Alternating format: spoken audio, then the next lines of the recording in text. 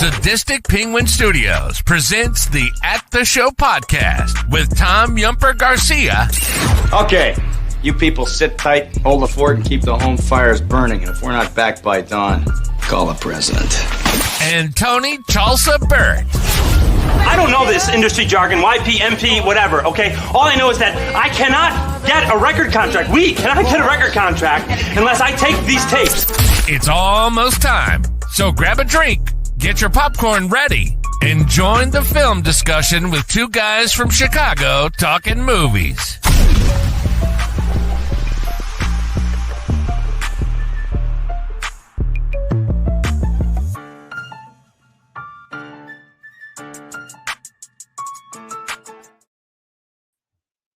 Hello, and welcome to episode 14 of the At the Show podcast for season 4. 14 episodes already. That's pretty good so far. I'm one of your co-hosts, Tom Yumper Garcia, and I'm with my other co-host, Tony the Sugar Baggy, aka Chalsa, aka the Burt. It's me. I'm here. I am all of those, all wrapped in one on this amazing Friday night, my friend. How are you?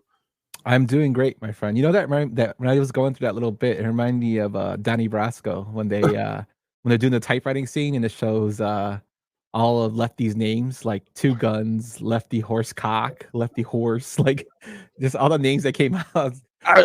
Maybe you could add a couple of those next week when we do the show. You could add some of them in the front. I wouldn't mind. Maybe I will. All right.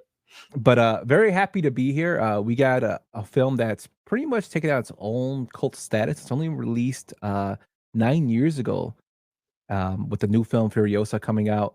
The Mad Max Fury Road film by George Miller. We're going to go into a little deep dive in that.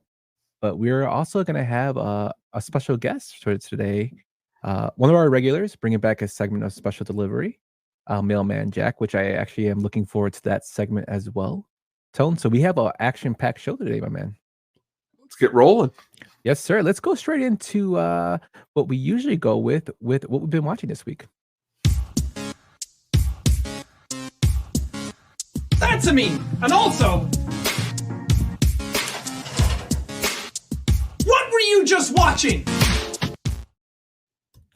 So what were you watching this week, Tone? Ooh, I watched a couple movies. First up that I watched is a movie entitled California.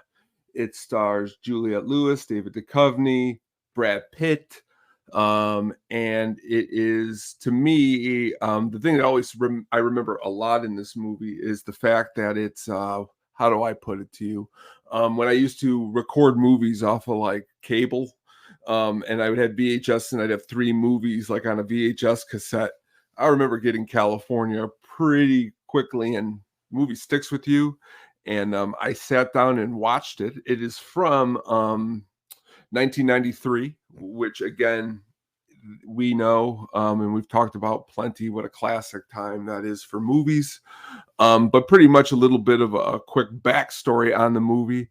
Is pretty much a journalist. Duchovny is traveling across country to research serial killings, and unwillingly he has a carpool with a psychopath and his kind of crazy girlfriend, and it's kind of like a cross-country journey. But Brad Pitt's, it's kind of like if he got off the couch in True Romance, I kind of think of it, and got crazy is pretty much what California reminds me of. Have you ever seen California? Yes, big fan of the film.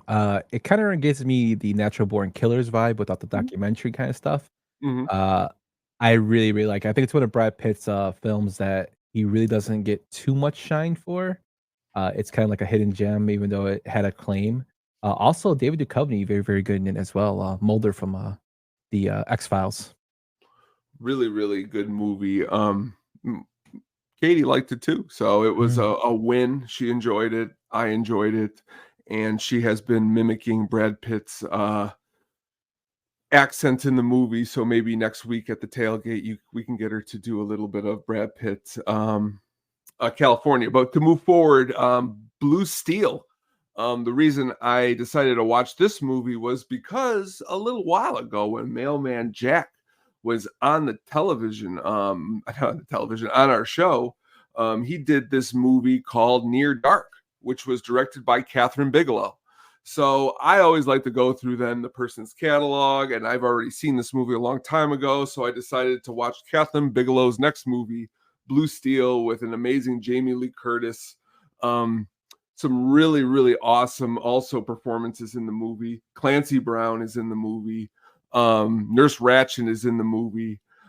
Just really, really awesome. But what I found to be really awesome about this movie is on our last show, me and you had a little conversation about a one Mr. Kevin Dunn. He appeared in the movie, made me smile because we talked about him, and then I watched this movie. But pretty off-hindered flick for she's a police officer pretty much, and she pretty much gets involved with the witness of a shooting, and he just is pretty much crazy. But really good movie if you have not checked it out, especially if you like gritty police type movies. And Jamie Lee Curtis is awesome in this movie.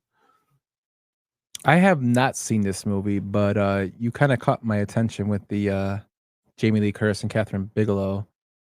I also see that Clancy Brown is in, and Elizabeth Pena is in this as well.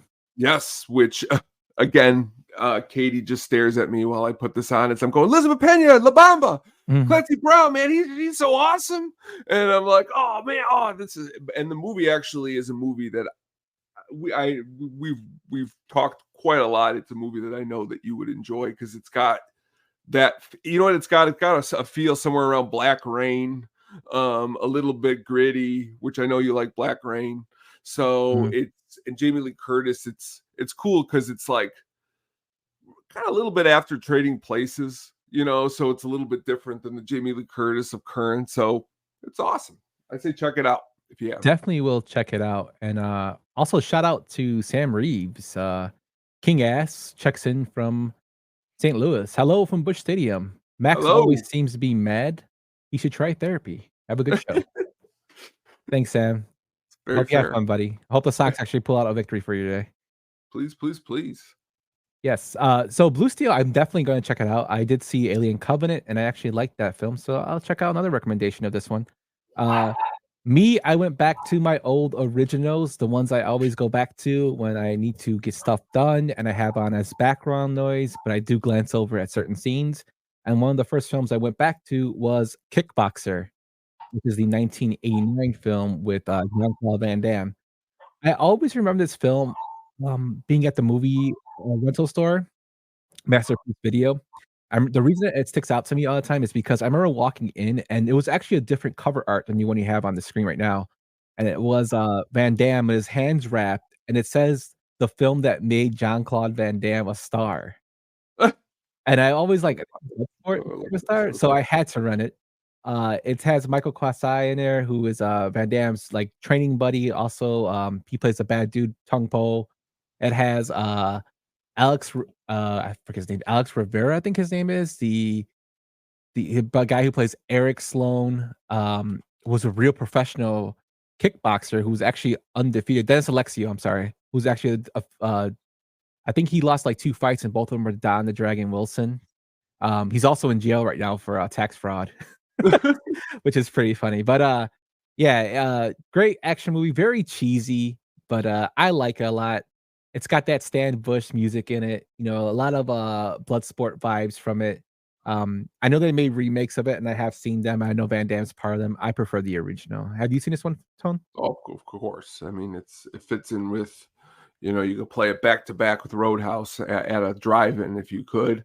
I had a buddy that when I moved in 8th grade, and downstairs, I'll never forget walking up, and it was the collection of Van Damme collections, and it was like Kickboxer and, you know, and then The Quest later on. I mean, he just had them all. But this movie, again, is a classic Van Damme, man. Good pick. Yeah, the Quest, the watered-down version of Bloodsport. Oh, yeah. Yeah, and then I went with another, you know, familiar to my heart, a film that I throw on all the time again when I'm doing stuff, is the 1992 Gladiator, The Best Gladiator. If you haven't seen this film, it's based in Chicago. Although I do find it hilarious in the film when Ozzie Davis asked the main character of the movie, James Marshall, where's he from? North Side? He says, Bridgeport. And he goes, Bridgeport? You're in the wrong side of the town. And they're on the south side. So Bridgeport is a South Side neighborhood, so I don't understand why it was so far from where he was talking about, but that always cracked me up. Brian Dennehy's in this film, a really young Cuba Gooding Jr. You have, a young John Seda is in this film. John Seda is actually a legit boxer. He was actually a Golden Glove boxer as Romano. He actually speaks Spanish in this film, which I always thought was hilarious because he doesn't speak any in Selena. See, my brother always laughed at that part that he doesn't speak any in Selena. You have Ozzie Davis, of course, in the film. It's just another one of those films that I really loved growing up. My dad's buddy, Casey Kasem, is in this film. He was a small time actor from Chicago that my dad knew growing up. Got John Hurd in this film. Robert Lagosha is in this film. Just a bunch of good characters, a good story around the underground boxing promotion that he gets tied up in. And it's kind of cool seeing that they're around the city of Chicago. I know you've seen this movie, Tone. What do you think about it? Great, excellent, amazing. All those actors you mentioned are some of my favorites. Brian Dennehy, put him in anything, and I really, really enjoy it. But it's not better than the other Gladiator. Oh, it definitely is. Okay, well, let's move on. That's the thing about this show. I love, though, the idea that it could be. That's what I love, and I love that you said it. So that's what's great. No, but that's what we watched this week. Let us know what you watched this week at the show pod, or at Lil Yumper, or at the Sugar Baggy, or at Hook Up on Music. He'll want to know what you watched as well. But with that, let's get into our guest here. Let's pull in our guest for his special segment. Let's get to Mailman Jack segment here.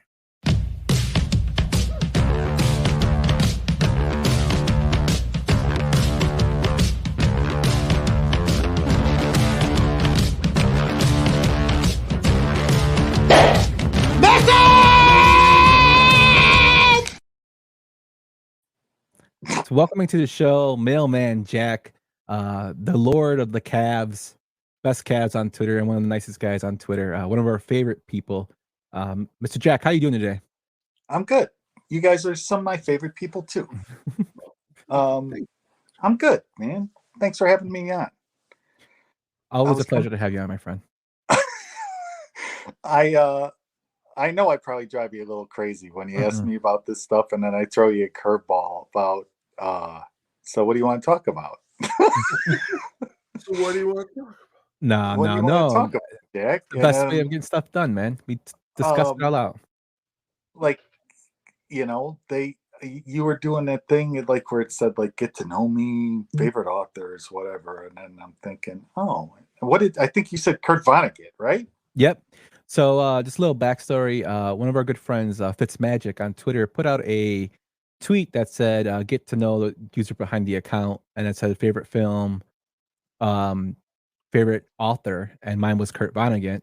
And Jack actually contacted me about his author, which is Elmore Leonard, which I thought was crazy. So for those who don't know, Elmore Leonard is like a prolific author. He's written several books that turn into movies. Just to name a few: 310 to Yoma, Tall T, which is basis for the Justified TV series, Stick, Joe Kidd, and 2 films we're gonna get to right in a little bit. But Jack, when did you first discover Elmore Leonard? Probably, I think one of my favorite things to do is, I'm not a voracious reader. My wife's probably downstairs reading a book right now. She reads constantly. She's been known to read a book at baseball games. She just brings a book. Anyway, and I kind of got into reading books that were made into movies. And then I'm like, and this Elmore Leonard. And it's like, wow, this guy just cranks out, movie books and TV shows. And that's just kind of how it is. I think when what came out first, one of my mother's favorite movies is that Get Shorty movie, Elmore Leonard book. And then the 2 movies we're going to talk about, Jackie Brown and Out of Sight. And it's just, I don't know. It's just, I don't know if was probably more the movies came first, and then I just totally went into the books, and it was a happy, it's like, oh, okay, because actually I prefer to see the movie first and then read the book, because a lot of times when you read the movie book first and then you see read the book first and then you see the movie, you're like, oh, they left all that other stuff out. But it's just my weird thing. So I don't know. I think probably I could credit my love for Elmore Leonard to my wife, because she's a awesome reading teacher, and she got me reading a lot more than I used to. And one of her favorite things to say was, "I don't care what you're reading, as long as you're reading." And I'm like, "Graphic novels are books?" She's like, "Oh yeah, yeah." And I'm like, "Oh, cool. All right, I like movies too." And she's like, a lot of movies are based on books. And so anyway, and then I just like, I mean, like Stephen King books, I probably read a ton of those because of the movies. But then I'm like, you know what? Elmore Leonard's pretty cool too. The fact that he writes a lot of his books kind of have the same genre or the subject matter or whatever to them, but they're, I like him. So he's probably my favorite author. Nice. So it's kind of cool that your wife got you into reading. My mother-in-law reads all the time. Like every time I see her, I always ask her what book she's reading. She reads a lot of murder mysteries. My mom the same way. My mom is like one of the biggest people that reads reads, and then she also listens to a lot of audiobooks. A lot of detective stories, which you Jenny too. Anything with autobiographies of musicians, Jenny, that's Jenny's big thing. Right. I mean, hey, my wife, she'll admit it. A lot of the books she's reading are like romance novels. Mm-hmm. I can't match up to those washboard abs on those guys on those covers, but hey, you know what? It just keeps her. If she enjoys it, who cares? I watch way too much sports. Can they match up to your calves though, Jack? That's the real question. Yeah, well, that's hereditary. I have a great build from the knee down. That's about it. But Elmore Leonard's cool. Hell, his books and they're easy reads. I mean, I've tried to read more involved books, and they don't usually go very well. An Elmore Leonard book, it's a good vacation book, or I guess people call it beach book or whatever. Hey, and like I said, now, do you guys ever do that? Like, see a movie and then read the book after, or just because you found out, oh, it was based on a book? I've done it both ways. Right. Where I read it after, and then I've read it before. Before usually has been a little more disappointing when I've seen the movie. Exactly. I remember specifically in one case, this movie, Michael Crichton, called Sphere. I read the book and it was really scary and it was going to be really good. And then I go to the movie theater and it's nothing like the book. And I'm mad because I'm screaming. It was the only time I've ever really done this. And I'm like, the book isn't like this. And then I go, maybe I shouldn't do this. I'm a movie guy more. So it's like. And Jaws. I love the movie Jaws. I love the book too. But like, there's a lot more going on in that book with the characters than there were in the movie. Mm-hmm. But whatever. I mean, it might seem a little, what's the word, basic or whatever, that I do watered this, down. but it's just my way. Right. And if it gets me reading more, so be it. So be it. We'll talk more at the end about an old graphic novel that I want made into a movie. Okay. I really need it made into a movie. But so like, yeah, Jake, like Elmore Leonard books, like, and then I think also too with my mother, she loved that movie Get Shorty, loved it. And she might have had a really bad crush on John Travolta too, but she just loved it. Dennis Farina's in it, and I'm like, Mom, it's Elmore Leonard, and she's like, I'm good with the movie, and I'm like, okay. I like but it's and just think about like it it gets you think this. So like we were talking about Out of Sight, and so anyway, I guess my special delivery for people is read some Elmore Leonard books and see the movies, because actually they're not. I think Elmore Leonard should have got a lot more credit in the Jackie Brown. Like, there's a lot of the same dialogue too. I mean, Ooh, that's interesting. I mean, like, it seems when you read like some books. Now, have your kids ever read the Harry Potter books?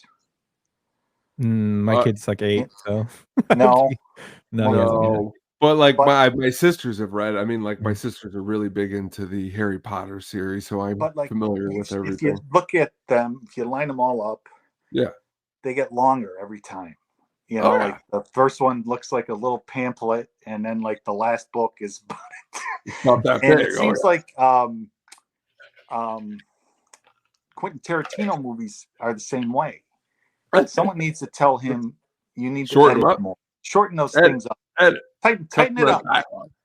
But I think he's gotten so big that no one's allowed to tell him to do that anymore, But like I love the fact that he made that Rum Punch into Jackie Brown, And in my mind, for some reason, I always think Out of Sight came out first, but it didn't. It was so it actually, Jack, Out of Sight came out in 1998, and Jackie Brown came out in 97. But they were both being filmed at the same time, right? To the point, actually, Out of Sight was being filmed first, but wasn't released until later. But Jackie Brown, which was based off Rum Punch and directed by Tarantino, Michael Keaton, who's cast as the officer in the film, right?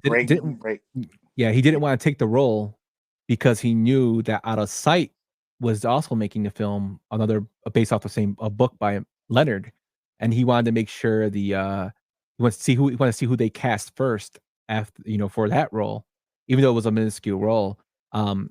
They eventually allowed him to appear in that film as well to keep the continuity, even though it was two different studios that did a film, which I thought was pretty crazy. And that was worked out by Tarantino and say, hey, it's by the same author. Let's just have like a little bit of continuity between the two, which I thought was very interesting.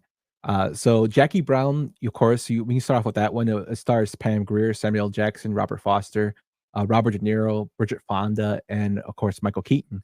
A bunch of heavyweights in this film.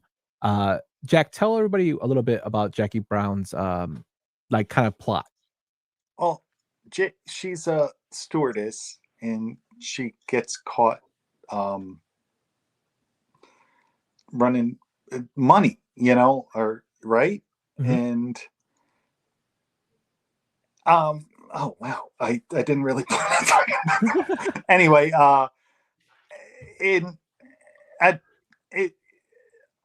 now I have some problems with the way Tarantino changed it with the book, but like a lot of it is the same. So Pam Grier's a stewardess, and she's running some illegal money on the side, and she gets caught, and then everything goes kind of haywire, and they want. Why don't you help me with this? Okay? Yeah, okay. That's okay, Jack. So they want her to I have ADD. That's okay. No. It's okay. And Jack. toward the end of the day, my medication wears off. Anyway, it's all good. So Pam Grier is a stewardess who is running money, as Jack said. She gets caught by the feds basically, and they want her to set up the person she's running money for. Mordell. Mordell, the person she's running money for, and the person she's running money for wants her to kind of dupe the authorities so he can make one last score for his retirement money. So she's kind of stuck in a rock and a hard place because she knows that if she stops running money, she's probably going to lose her job as a stewardess, and she's very old, and she feels old, and she feels like she can't start over again. So she's kind of, like I said, stuck with a rock and a hard place where she doesn't know what to do. So it kind of goes off that where she kind of not giving away the film, but she kind of figures things out as we go. Right. which is so what were the issues that you had between the book and the film? Um, I I feel like in the book, Pam Grier's character is portrayed more lovingly, and I feel like in the movie she was portrayed kind of in a sad way, you know, like, oh, I'm just in this down, and then does that make sense? I Yeah, just yeah. I feel mean, like Elmore Leonard respected the character more in the book. the book runs for me. The book runs a little bit more smoother than the movie. The movie's a little long. In the tooth, it's not my favorite Tarantino movie either. I think all the characters are there. I think Pam Grier's amazing. There's a brand new season on Amazon called Them Season 2. It's really scary, and she's on there playing a mother. Now she's in Mars Attacks. Love Pam Grier. Love the movie. I just think, me personally, compared to the book, it's the way they move things around. It doesn't move as smoothly compared to the book. Yeah, I'm with you on that. Now, I'm not saying both weren't good, and Mhm. like, I mean, he kind of took that book and then turned it into a black exploitation movie, like his ode to that, and which is cool. And I don't know. I enjoyed, and then like I was saying, I think you hear a lot of the same dialogue, just totally lifted from the book in Jackie Brown, and I just feel, I don't know. I almost feel I like Tarantino movies a lot.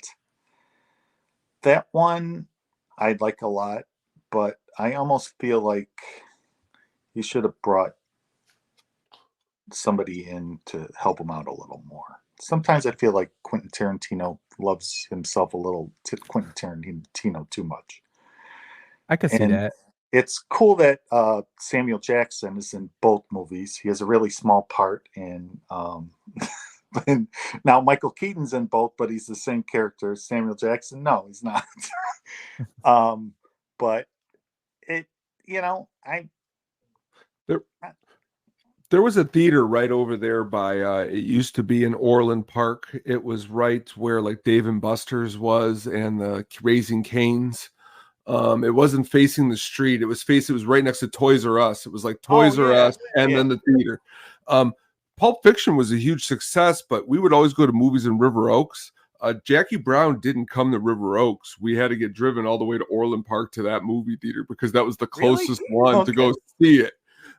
So that's what I remember the most about Jackie Brown, begging to be like, please, we're like 12, 13. Please, I mean, please. I'm a little older than you, so as soon as only like a year, Pam Grier was in it, I was all in. Like, oh, Pam Grier, all right, let's go see this. Pam Grier's great. But like I said, I saw the movie first, read the book after, and then I was like, oh, this is a lot better, and this dude, Elmore Leonard, I like him.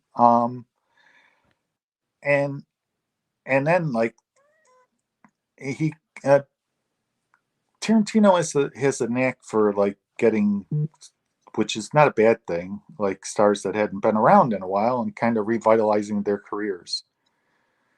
Yeah, he definitely did it in this film with Pam Grier. I mean, Pam Grier was like the blaxploitation films in the 70s. She was like the biggest star. Exactly. Foxy Brown, and it kind of like rejuvenized her career. Mars Attacks, I think was Mars Attacks before this, Tone? No, it was after. Okay, so yeah, so Mars Attacks came, and then she was in other films after that. I always remember Pam Grier from a great action movie. It's also based in Chicago, called Above the Law.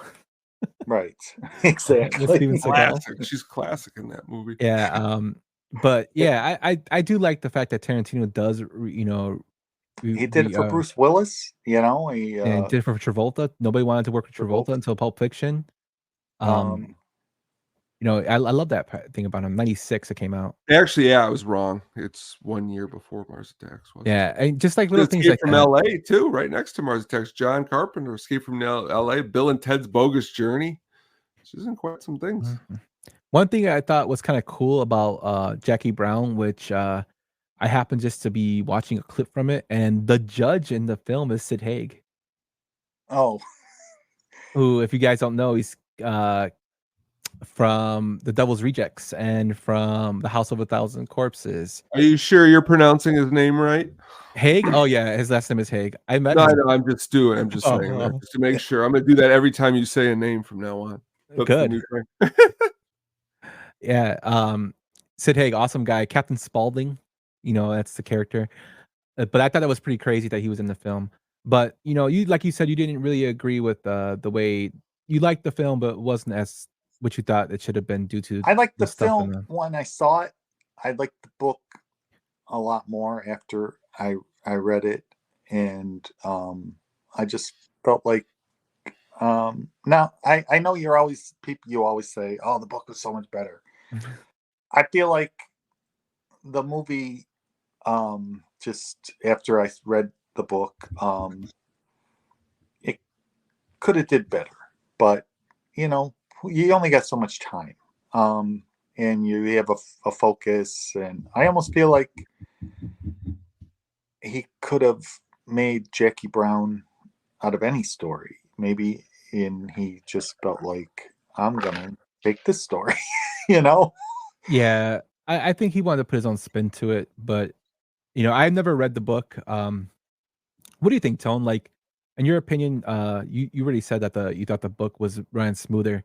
Like, do you think Tarantino should have stuck with the original premise of the book instead of just putting his own spin on it for the movie? I mean, I wish, for me personally, it's like I'll compare it to bands and music. I wish he'd work quicker and he could have spun 2 movies. He could have made the movie with the book and then he could have made an actually different movie with Pam Grier, an exploitation movie that could have been really awesome, and made them both 2 hours as opposed to this a little longer. That's what I would do, but I'm not. Sometimes I think, I don't know, Quentin. What was that? I like a lot of his movies, but then some of them, like this or The Hateful Eight, I could never get into because it's really long. But then I like his other movies. It's preference.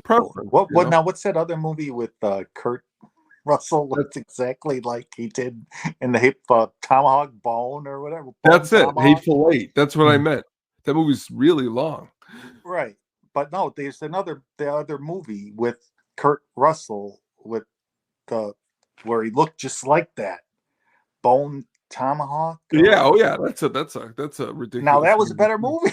There was a lot better movie. But anyway, whatever. Yeah. I'm not here to. I love Quentin Tarantino movies. I think I ventured into something I'm really not prepared. That's not good. To give a good explanation of. I just was like, I just like these books. I mean, sometimes now Out of Sight, I think I like the movie better. And I think I also like Get Shorty better as a movie than I did as a book. But I think it's also, I'm going to give Dennis Farina a lot of credit for that. Because when he came, both of those movies, in Out of Sight, when he had a very small part. He was Jennifer Lopez's dad, and when he comes on, it's just to use a bad term, the screen just lights up. But maybe I'm just a little biased toward Dennis Farina, as he's a local guy, and whatever. But and now that movie, like, it just like George Clooney, just like, okay, let's go.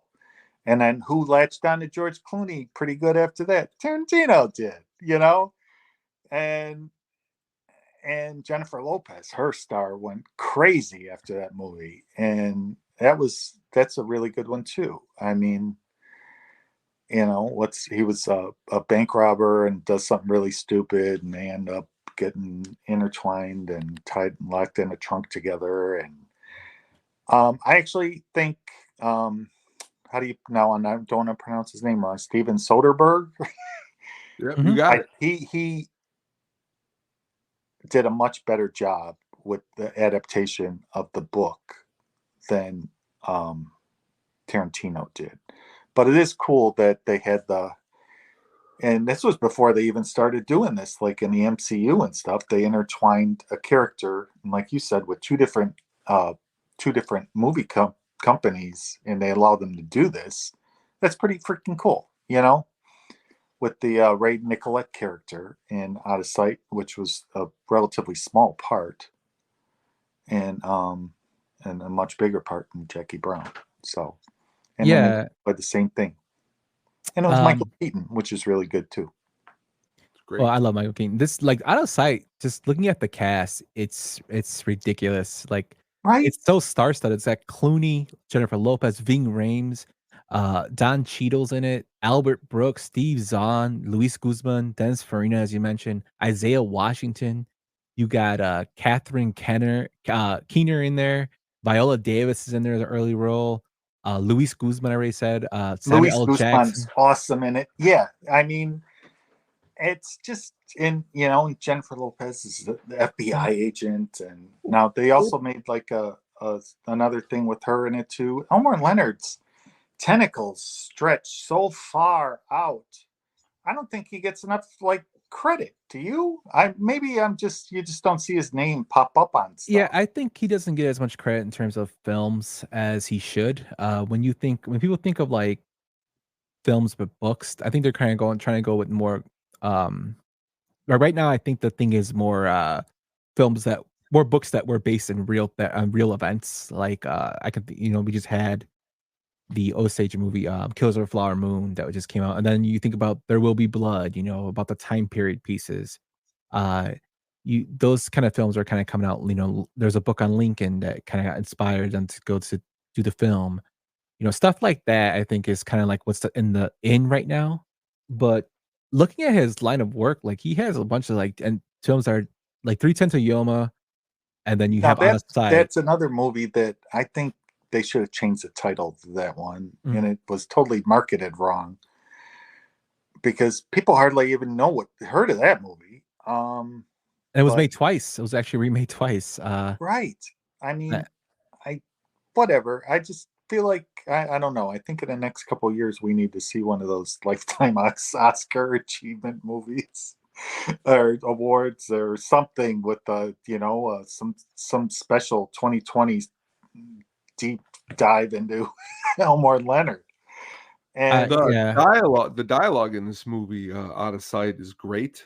George Clooney says a couple lines actually 2 weeks ago. It's hilarious you picked this movie, Mailman Jack, because I was telling a coworker there's a line in this movie I love. Clooney goes up to, they're driving in the car and it's dark at night, and Steve Zahn's got his sunglasses on, and he says, if you don't take those sunglasses off your face right now, I'm going to throw you off the bridge with them still on your face. And then later he's in the jail cell and Cheadle and them are talking, and he looks up and he goes, can't you read the sign? It says be quiet, or he says shut the fuck up, and the sign says be quiet. I like witty dialogue. The movie is full of it. It was awesome that you picked this one. Like I said, I probably have read most of these books when I've been on a vacation. And I'm on like an airplane or something, and my wife looks at me like, you better not lose that library book. And I'm like, don't worry, I won't leave a library book in Mexico. It'll be okay. But I might have left the book in Mexico once, but it wasn't long. So Jack, how did you think Out of Sight was cast? Like, did you think it was cast well? We already said that Jackie Brown was cast decently. What about this film? Was this film cast well? I think this one was. I just think Soderbergh did a much better job at that one. I think it was cast really well. I do. Now Jennifer Lopez was really good in it, but I almost feel like she could have had a bigger part. Does that make sense? Yeah. Now, like George, I think Soderbergh was really grooving on George, and they had a later relationship and made more movies together. But I really feel like it's okay for a guy to get a crush on another guy, It happens all the time. I think Soderbergh was really grooving on George when he was making that movie. I mean, they And did that's cool. the Ocean series after this. Exactly. But like, I just feel like Jennifer, she deserves a little more. But maybe that's, I don't know. But I You ever to see get her back to in? what You you were ever see saying, her in I think U-Turn? it was cast really well. She's a good actress. She's got some good roles. Oh, big time. Big time. This one, she was really good in it. I will say, in a little her football jersey and stuff, and it's just, she was really good. Yeah, and then like I said, I love Farina. I love him, and then of course they brought him back for Get Shorty too. And it's weird how like certain movies, maybe it's just the time period they're made in. Certain stars are really hot, but it just seems that like certain like, okay, we're making this movie. Get Farina on the phone. It's another Elmore Leonard, you know. Um, Call him up. but it was Keep cool. playing the Like hits. Mhm. So all you gotta do is keep playing the hits. If it works, it works. You get the cast that helps out. Right. I mean, I don't know. Like you guys, I really like how you guys take your deep dives into movies, and I'm gonna stick around and watch Mad Max Fury Road because my wife and I saw this at the show in LaGrange, and it was one of those movies we couldn't take our eyes off of it. And actually, at one point, we were just like, and she was like, "This is good, right? I'm really enjoying it," because she wasn't really into the whole genre yet of what was going on. But like, I'll tell you, that movie was, it totally grabbed you. The whole movie. I think I could have went to get up and go to the washroom at one point, and I just held it the whole movie, and then just ran out the credits. But it was so anyway. What were we talking about? That's all good, Jack. I just think I don't know. Elmore Leonard is pretty cool, and I think like we were, to go back to what we first started talking about when you were talking about, like, I could have said Stephen King, but like I felt like that was too easy of an answer. I really like Stephen King books because they make good movies, and I was like, you know what, freaking Elmore Leonard. And I think it was just funny because like I said, I was getting the books from the library then, and because it was I didn't have an iPad yet or anything, and I was just like, and there's a library really close to our house, and it was like the lady, I think, was like, "Oh, you're on another Elmore Leonard book?" I'm like, yeah, I like him a lot. And then I probably, when I moved a lot faster doing my routes, I had a lot more free time, and people would see me reading books like on my extended lunch, but and behind the wheel of a postal truck. And I'm sure they saw many an Elmore Leonard book, like propped up on the steering wheel and then making it look like I was reading, but I might be asleep too. But that's a different story. They're like, "Oh, Rum Punch, Get Shorty. Oh, he's asleep. He had a little. No wonder. Tell him to get my mail." Whatever. Yeah, it was funny. This one guy that used to always, like, his route was like right next to mine, and all our packages would be messed up, and he'd be like, "You got your book propped up on the steering wheel?" He's like, "Oh, you're actually reading it today." And I'm like, yeah, I didn't fall asleep yet. You gotta get those naps in when you can, Jack. You got, especially when you're not on your ADD meds and your mind is just spinning. You gotta rest your eyes. Anyway, so Jack, that's all good. It's Jack. Before you go, you said that you love graphic novels, and there was a graphic novel you wanted to be made into a film.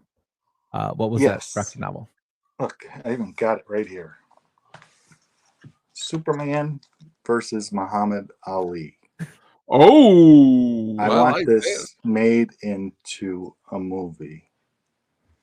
It's a very old. Now, I had this, and it was huge when it first came out. It was. I've had a couple versions of this, but this is like a movie where they have a boxing match, and it's on a planet without a yellow sun, so you can guess what happens. But it's just I always like. I probably read this minimum of 30, 40 times. I don't know. But especially after they made the Muhammad Ali movie. And then now they're making, they make much better. Because this came out in the 70s, I think. But anyway, I just think now that they have such good, movies about comic strips, they should make this and have someone play Muhammad Ali. Like not like a cartoon character, but like as real. They could either go campy on this, or they can go like full DC dark universe on it either. And I think I'd enjoy it either way. Well, what you don't know, and I haven't even let Yumper know yet, is that At the Show is opening up production studios, Jack. And our first Really? movie, and what we're gonna do, kind of like Tarantino did with with Jackie Brown, is we're going to take that and then take Gladiator from 1992 and make the boxing it like intertwined. So it's not going to be like 92 Gladiator, but it's going to kind of be like that. We're going to get Brian Dennehy in it. He's already signed on. Is he still alive? Right? No, he's dead. Oh, darn. There we go. Well, first held up in production right there. There it is right there. But don't worry. We'll get somebody to place to him. It's completely AI. There we go. We'll get AI. I mean, like Ghostbusters. I don't know. I always think to myself, because this is I always take.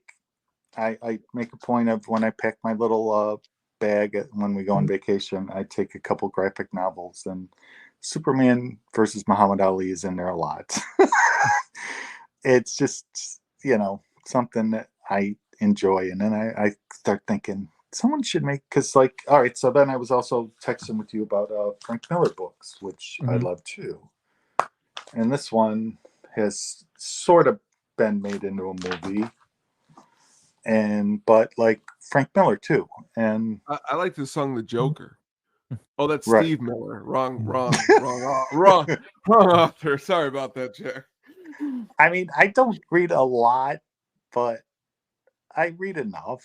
I don't know. But I don't know. I credit my wife a lot for getting me back into kind of reading. She, like I said, she's but there's no shame in sitting like grown man sitting there reading a comic book. No, None sir. at all. It's all subjective what you like, man. What you like is what you like. As long as it's not hurting nobody, it doesn't matter. People like films. Great song, ELO. But people, like certain things, and people don't like other things.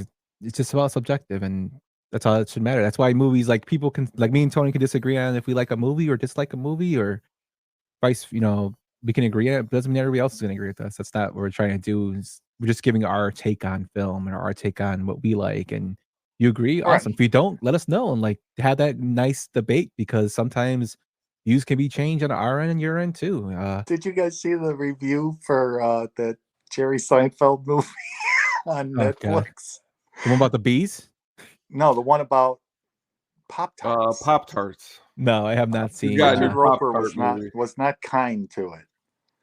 Yeah, I've heard things. I've heard some things. I have not seen it. I do want to. I am anxious to get to the movies to see that Fall Guy movie. At first I wasn't, and it's actually gotten some pretty good. They're saying it's not Citizen Kane or anything, but they're like, it's a good movie. Go see it. And actually, I'm happy that it's getting better reviews than I thought it would. Mm-hmm. Yeah, it looks really interesting. My brother's gonna go see it. I think within the next couple. I think this next upcoming week he'll let me know. He's usually my tester on films. Your brother is? Yeah, because he has in Oklahoma when he's not busy, he goes to the theater a lot. He goes and sees everything. He has one of those passes, so he'll let me know, hey, this movie was really good, or he didn't like this movie, and like let me know what you think. So we kind of go back and forth, like kind of like the way me and you do, Tone, how we go back and forth on movies. With him, it's like my brother's the type of person that it could be a horrible movie, like horrible plot, horrible everything, but if he likes it, he'll like it. That's just the way it is, you know, for Sounds him. familiar to me. Yeah. So but I'm kind of the same way with certain movies, but like that's why I like bouncing things off. Like, how was this? And he'll tell me, like, he'll give me his real, and then I'll see it and then we'll discuss it and see, you know, and then it comes up like with content for the show or whatnot. But yeah, I'm actually looking forward to seeing that. I think he, Ryan Gosling's his stars on the rise right now. You know, he did La La Land, I think, kind of popped him off a little more, and then he did Barbie. Now he's doing Fall Guy, and you know, he's got talent. I love him in Gangster Squad. It's a film that doesn't get a lot of love, but Great movie. I liked him in that film. He was probably had the best episode I've seen of Saturday Night Live in decades. A couple weeks ago. Good episode. And he was, yeah, he's good, and I was just glad to see that the movie. Like, I'm like, the Fall Guy. The Nice Guys with Russell Crowe. Yeah. He's really good. If you've ever seen that. So Driver. Next Drive. Next. Drive. It's supposed to rain one day next week because that'd be a good day to, like, yeah, Drivers with The Rock. No, that's Faster. Oh, that's fast. See, you got me. See, I got you on Drive, and you got me on Faster. Look at that. Driven, I think, is with Stallone. I think we're getting off cover. But Jack, thank you so much for joining us today. Hey, thanks for having me on. I'm sorry if Oh no, Jack. Jack, don't ever if apologize. you have me on again, we're gonna talk about one of my wife's favorite. Like, you talk about turning on movies just as background noise, kind of to help you work. My wife kind of has rainy day movies where it's kind of a rainy day and she's just feeling like whatever. She has her certain movies that she watches, and some of them I've seen them all a lot. She's seen them all a lot, but I think I want to talk to you guys about one of her favorite rainy day movies next time I'm on. Yes, please. Please. I think it would be good. Yeah, Jack, before you go, my man, don't ever feel bad. Like, I love your tangent. It makes me laugh.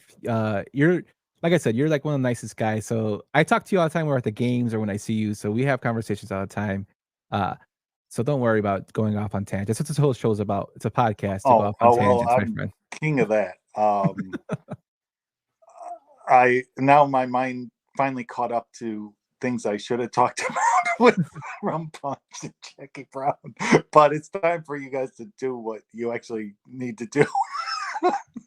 But yeah, Elmore Leonard, seek out his books and his movies. That's just my little thing this week. When you asked me on, I was just like, okay, yeah, Elmore Leonard. You know, I dated a girl that before I met my wife who was way too into Kurt Vonnegut. And when you saw that just flashed in my mind when you wrote that. And I'm just like, oh, Kurt Vonnegut, son of I got really into him because of high school. One of our teachers there, he passed actually my sophomore year, but he was a big Vonnegut fan, and he got me onto Slaughterhouse-Five, and then I read Jailbird, and then I read Cat's Cradle, and all his books are all satire, and it a lot of it still relates till today. You know, like a lot of stuff that goes on today. So that's why I always was a big fan of him. And also he's in Back to School. Yeah. Oh well, that was I think so. Like I said, it was this person I went out with before I met my wife. And then I think I showed her, I'm like, he's in a movie with Rodney Dangerfield. She got so pissed that I was right. And I was just like, no, he is. And I think we rented the movie or whatever. And she's like, you were right. This stupid freaking movie. And Kurt Vonnegut's in it. I'm like, but he's making fun of himself. It's cool. No, it isn't. And it's like, oh, we need to break up. You could thank Kurt Vonnegut for you meeting your soulmate and your wife. I know, right? I mean, I could help, Kurt. Well, there were some other things, but he helped. Yeah, a lot. Big time. All right. Thanks for coming on, Jack. You can check out Jack at Mailman Jack on the Twitters. He will be on again for his special delivery segment. Thanks again, Jack, for coming on. We really appreciate you. Oh, thanks. Thanks for having me on, guys. Both of you. I appreciate you. Thank you. Thank you. Take it easy, my man. Take it easy. I love Mailman Jack. Legend. I mean, definitely legend. Jack, I know I threw Jack on the spot when I was asking him to do the plot, and he got really nervous. But no, Jack is very passionate about what he does. Like, we talk music all the time. Music's his jam. But he's also a huge fan of movies. Near Dark, like he brought up, Tony, that was actually a really, really good film. He talked to us about one that's not heard a lot about. And then, Elmore Leonard, who we discussed today, another author that people have probably seen the movies and don't realize that was written by somebody. I always hear people think that Jackie Brown was a Quentin Tarantino idea when it really wasn't. It also, I mean, Mailman Jack didn't mention this, but didn't Elmore Leonard write Shakes the Clown? A classic. No, I don't think but he could have. You never know. Yeah, I mean, Martin Scorsese said it was the godfather of clown films, so he could have. But yeah, thanks again to Mailman Jack for coming on. I love his segment. Great. But Tone, we're gonna get into the meat and potatoes of this episode. We're gonna get into the 2015 film Mad Max Fury Road. It was actually the first Mad Max film released in 3D. It wasn't shot in 3D. It was actually converted after the film was made, but it was one of the first ones to be released. It was the first Mad Max to be released, I believe, in almost 30 years, if I'm not mistaken. Yes. You are correct. It was the last one was 85, and that one, as you stated. Yeah, in 2015. It's by director George Miller. And we're gonna get into the nitty-gritty about the cast. But Tone, when was the first time you saw this film and your initial impressions of it? Opening weekend, I saw this movie, and immediately blown away. I believe it was me, my dad, and I believe it was Katie was also with. And the movie is just an onslaught of action smorgasbord, and pretty much I'm shocked that and just before coming on, I saw the trailer for the brand new one, Furiosa. Just blown away that George Miller put this movie together to look this awesome, really. Yeah, it's beautifully shot. A lot of the film is actually shot in a sequence, and it's shot with having this central character or the main character of the film or characters being in the center of the shot, which is what Miller instructed his cinematographer to do at all times. I think it's beautifully done. The transitions are really nice done. The scenery is even done, and it was shot in Australia. It's beautifully shot in terms of that way. A lot of the movie is actually practical effects. 90% of the film is practical effects and very little CGI. And I'll explain a little bit when we go through the breakdown of Miller's views on that. But yeah, I remember seeing this film with my buddy Johnny. He's my movie buddy. We go to see movies a lot. To be honest with you, I hadn't seen the previous Mad Max films before this. This actually got me into watching the other ones. I've heard of them, and I maybe seen clips in here and there if they're on like USA or TNT. But I never got into them. And just the whole look of this film, I love that he leaves a lot of characters open, meaning they're open to interpretation, which you think really happened to them. And he does that through all three films.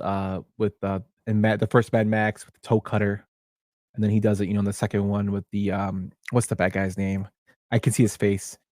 I know who you're talking. The Ayatollah of rock and rolla. It's the name that Chris Jericho stole from. The Humongous. Yes. And even in the third one with the Thunderdome, and I just love the watch of those, the feeling of those films. Tina Turner, great role. Yes.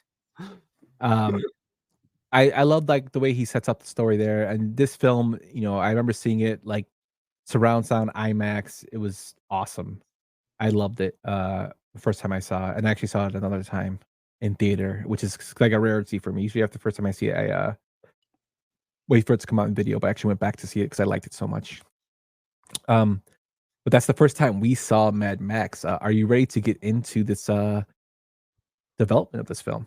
Let's do it. Cool.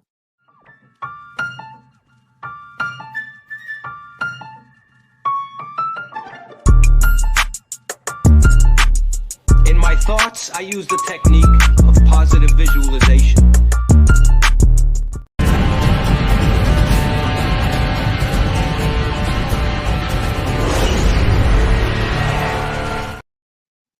Awesome scene, man. Awesome scene. Great scene.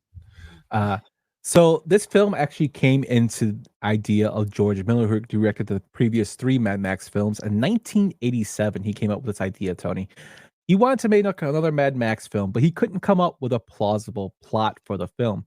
So since he was throwing the idea around, couldn't decide, he's like, well, maybe I should just move on from the character. Maybe it's done. And he did. So he was in line to adapt the Carl Sagan novel Contact for Warner Brothers. But Warner Brothers did the old switcheroo on him and hired Robert Zemeckis for it. And he actually sued them for breach of contract. Really? It wasn't until 1998 when he was going through this whole lawsuit that he finally had the plot for the film in his mind. He was walking across traffic and saw how traffic just moved like crazily, like in one line. It was just rapidly moving. And he's like, that would be a great plot line for a film. Mad Max always had chase scenes in it, but in this sense, Miller wanted the whole film to revolve around a chase, which I thought was pretty crazy to think about it, because in part 2, Humongous does chase him in the tanker. That's a good portion of the film, but in the film we're about to go into, it's all chase scenes, and that's what he wanted to do. In 1998, he finally came up with a plot, and then in 1999, he polished it off to build the conflict of the plot, to be envisioning a story featured around violent marauders fighting not for oil or material goods, but for human beings.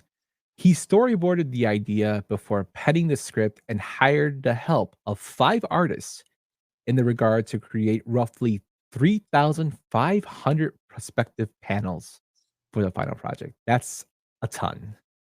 That in this is huge. When the screenplay was written and characters were designed, the film entered pre-production into the 2000s. The original idea was to bring back Mel Gibson as a star. But this film was pretty much doomed from the beginning. The film also had Sigourney Weaver was set to star as the interpreter for Furiosa. Furiosa. And as Gibson has actually requested her to be in that role because he had done a film with her and he loved working with her. And George Miller, of course, was going by his big stars like request and said sure. The production was halted due to the September 11 attacks and the collapse of the American dollar, which kind of hurt not just the film industry but everything in America at the time. He then couldn't make the film because as time was dragging on, he was actually committed to another film that he actually made, which most people don't know, is Happy Feet. He was already signed up to make the film, and the digital studios wanted him to make it, so he didn't have time to go back to the original idea of the 4th Mad Max film, and he eventually had to make Happy Feet. So while this is going on, Mel Gibson has his breakdown and his tirade.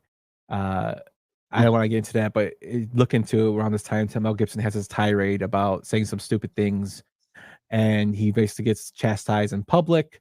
George Miller also feels that Mel Gibson's kind of aged out of the role in 2006 when he comes out of Happy Feet.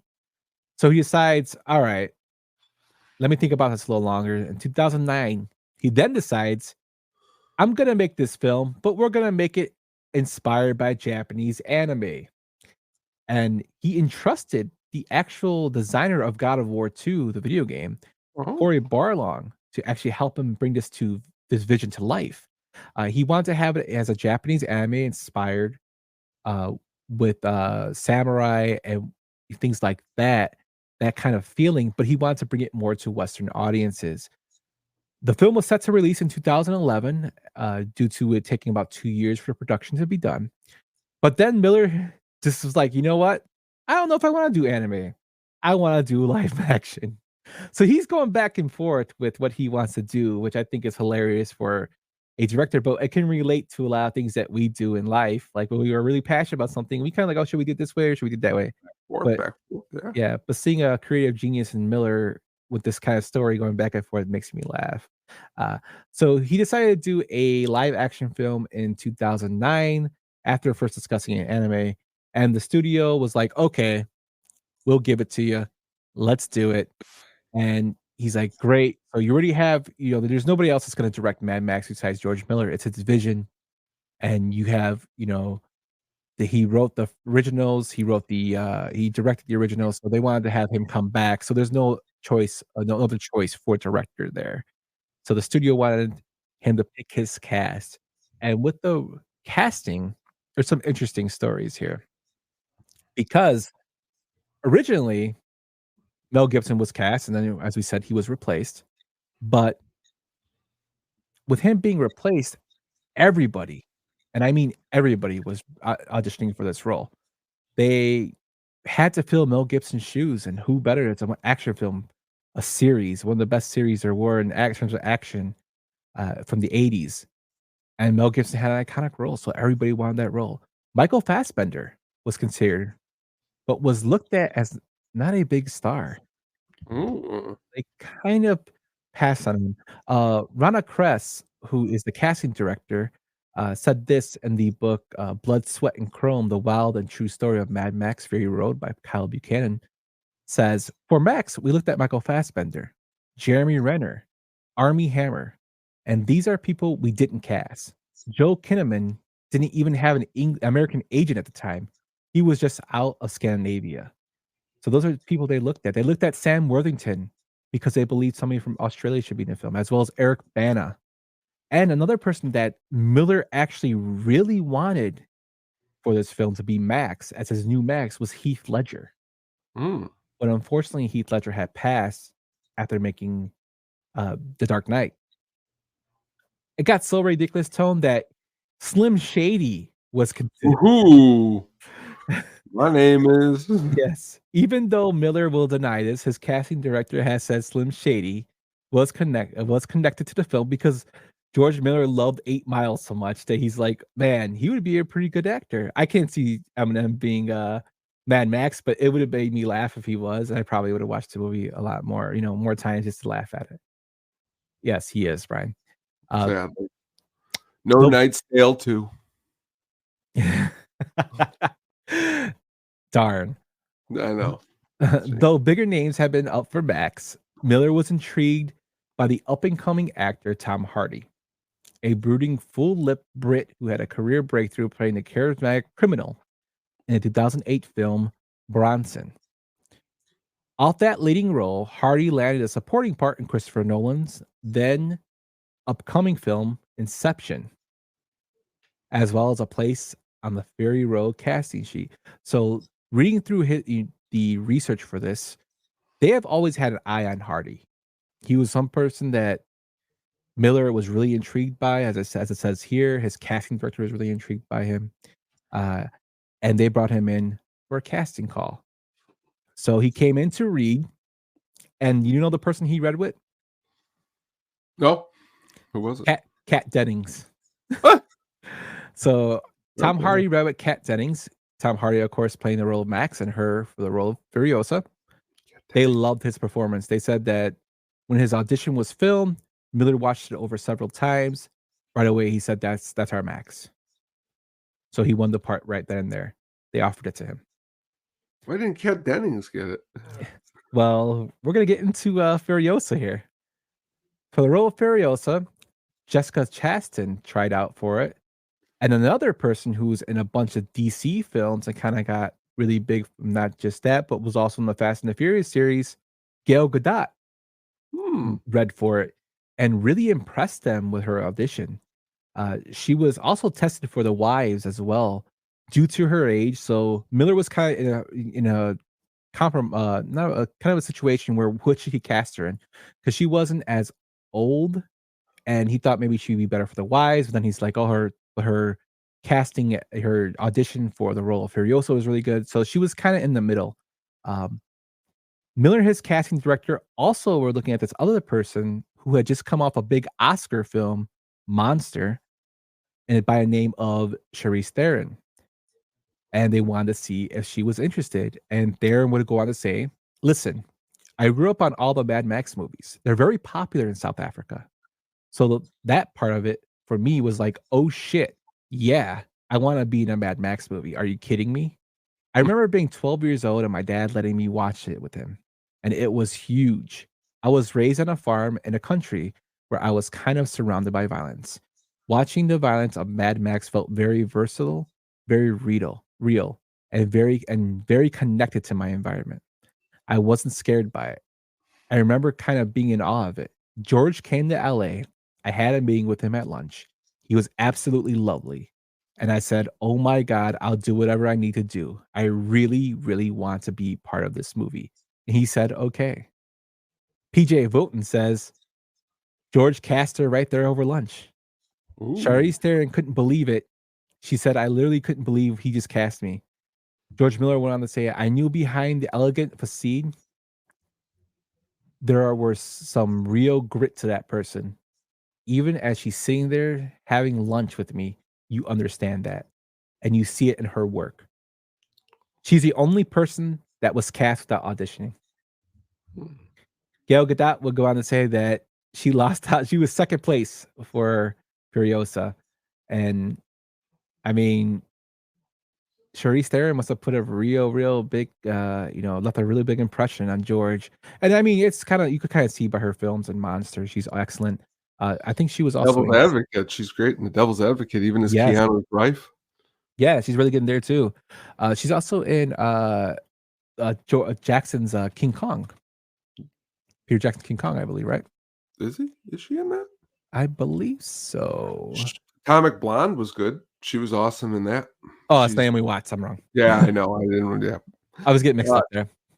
But Atomic Blonde, she's good in. I've always been a big, huge Charlize Theron fan. So as soon as I seen she was in the movie, I was excited, and I think, in all indications, she did a good job. You ever see, real quick, Hancock? Yes, she's in that. She does a good job in that. I like movies where she. This one, again, this is two of them that are under the radar. Or actually, we're going to name three of them real quick here.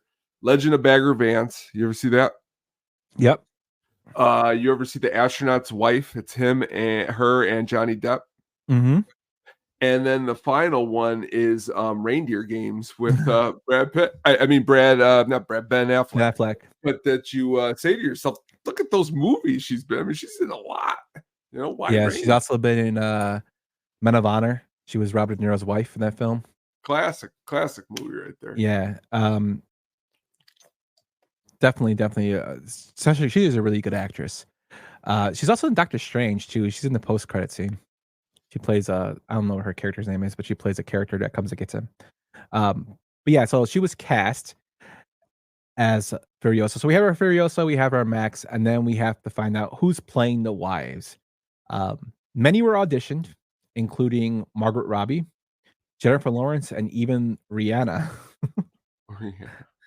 Rose Huntington Whitley was cast as the splendid Agrahard.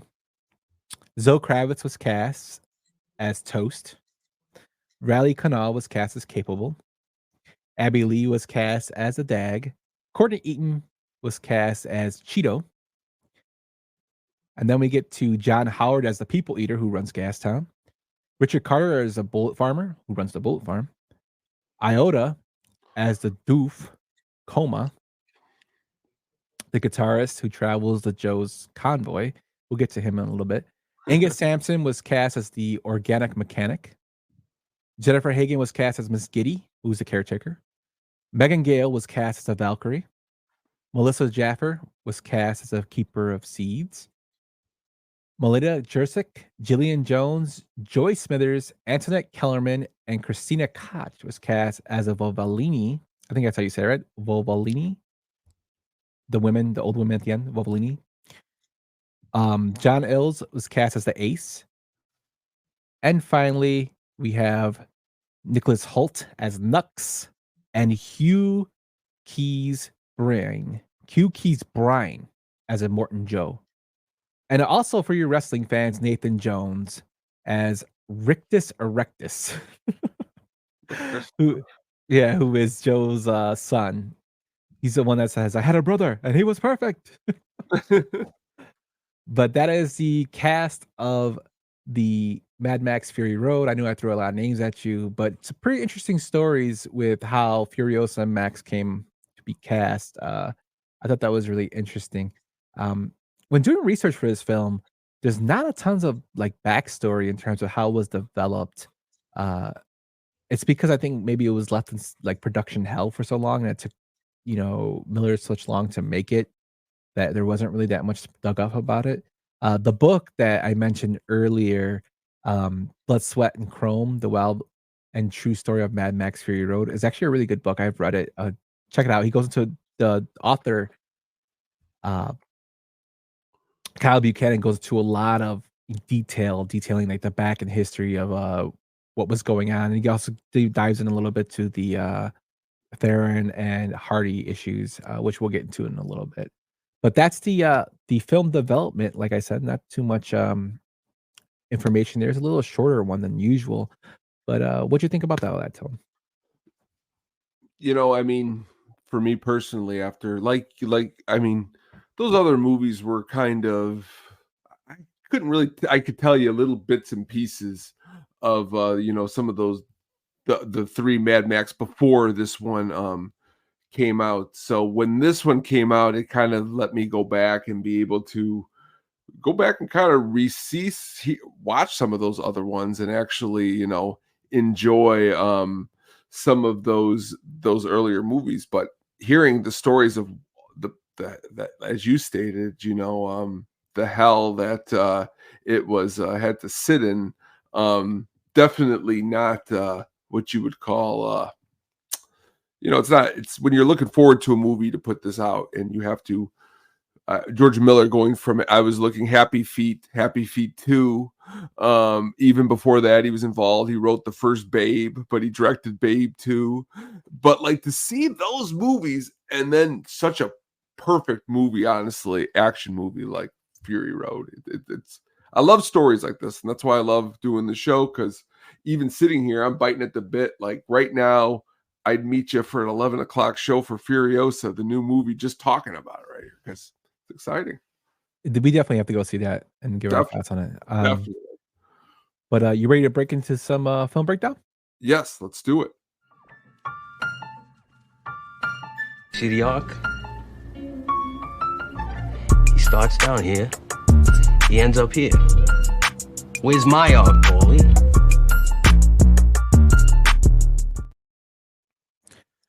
The opening scene, we first see Max looking over a horizon with his car, and we kind of hear a narration by Tom Hardy. Now, this is the most spoken words that Max has in the film. In the film, he only speaks 58 lines, and most of them are spoken in this voiceover, which I thought was pretty crazy.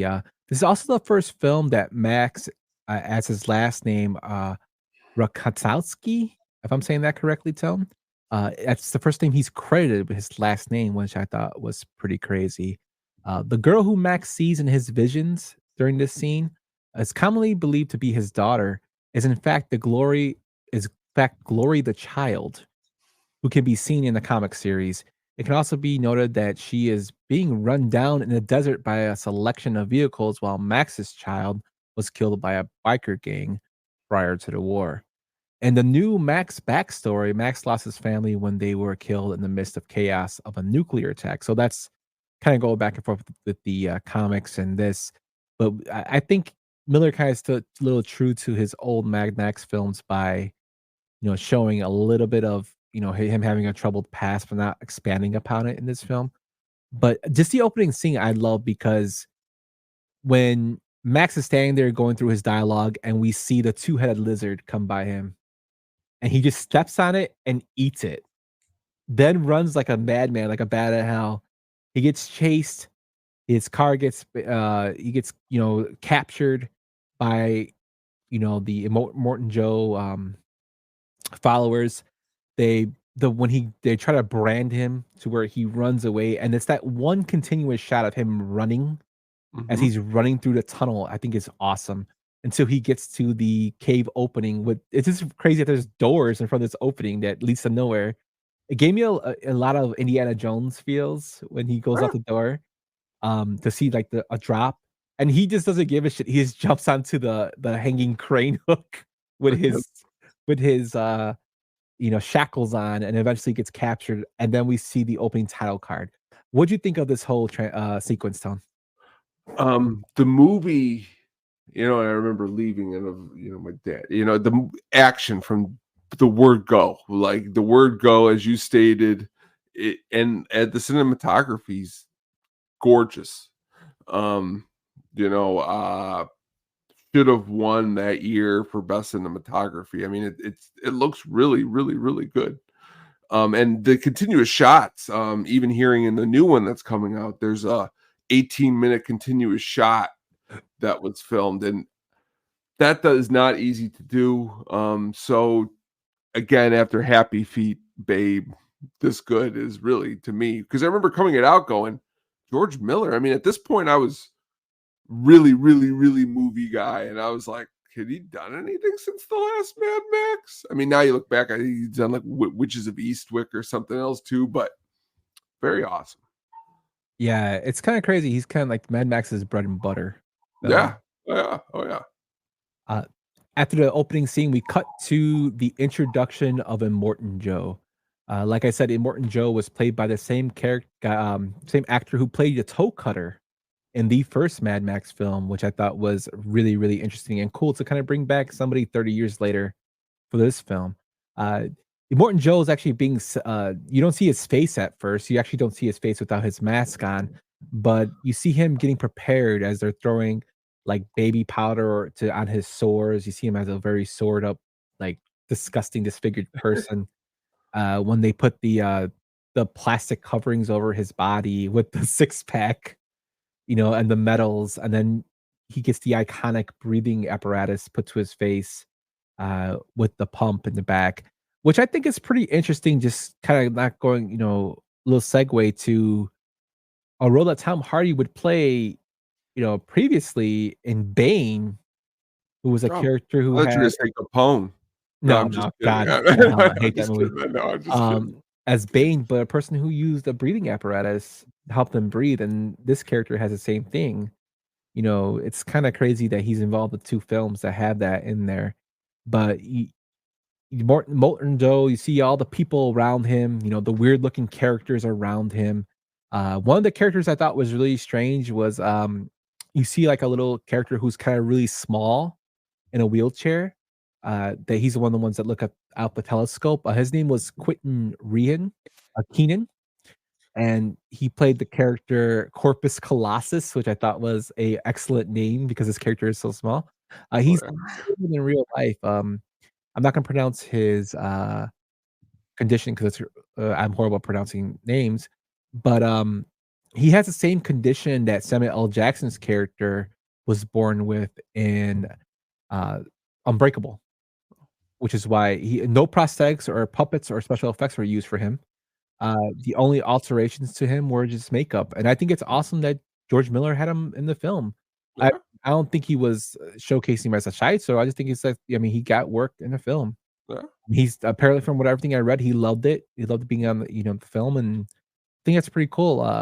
I do think it's kind of interesting that he put it in there, but it does kind of fit with the times of, they're in a wasteland.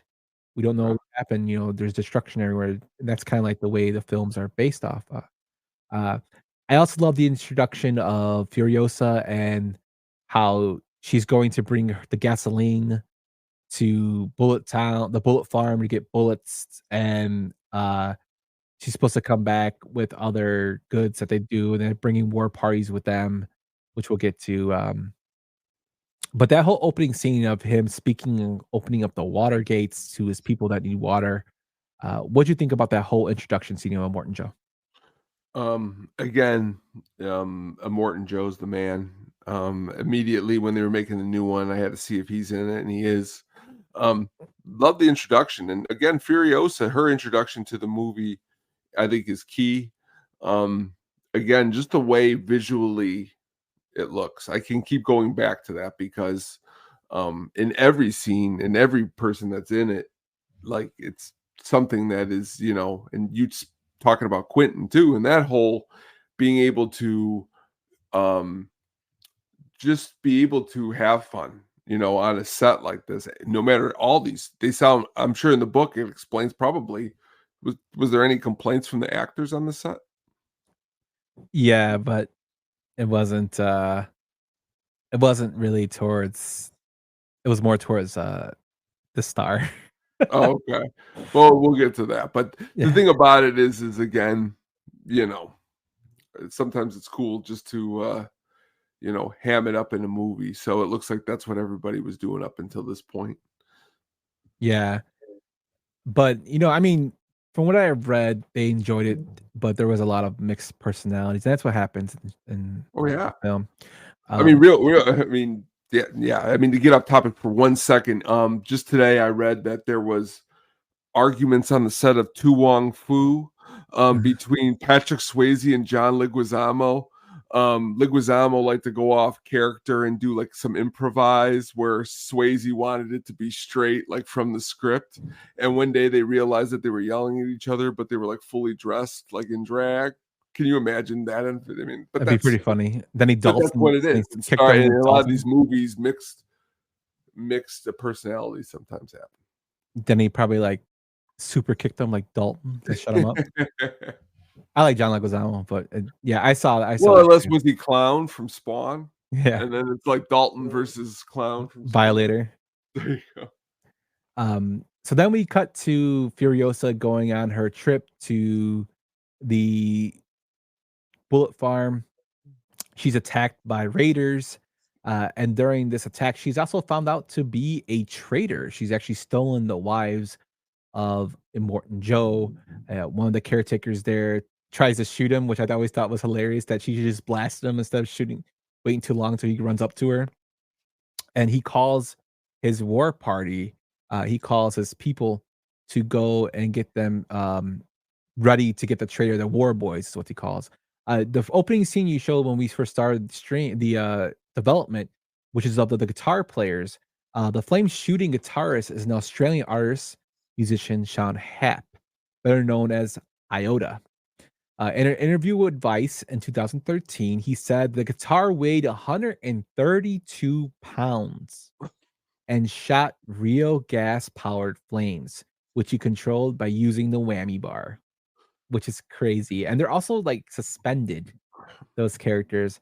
They're also blind, is what George Miller came out and said.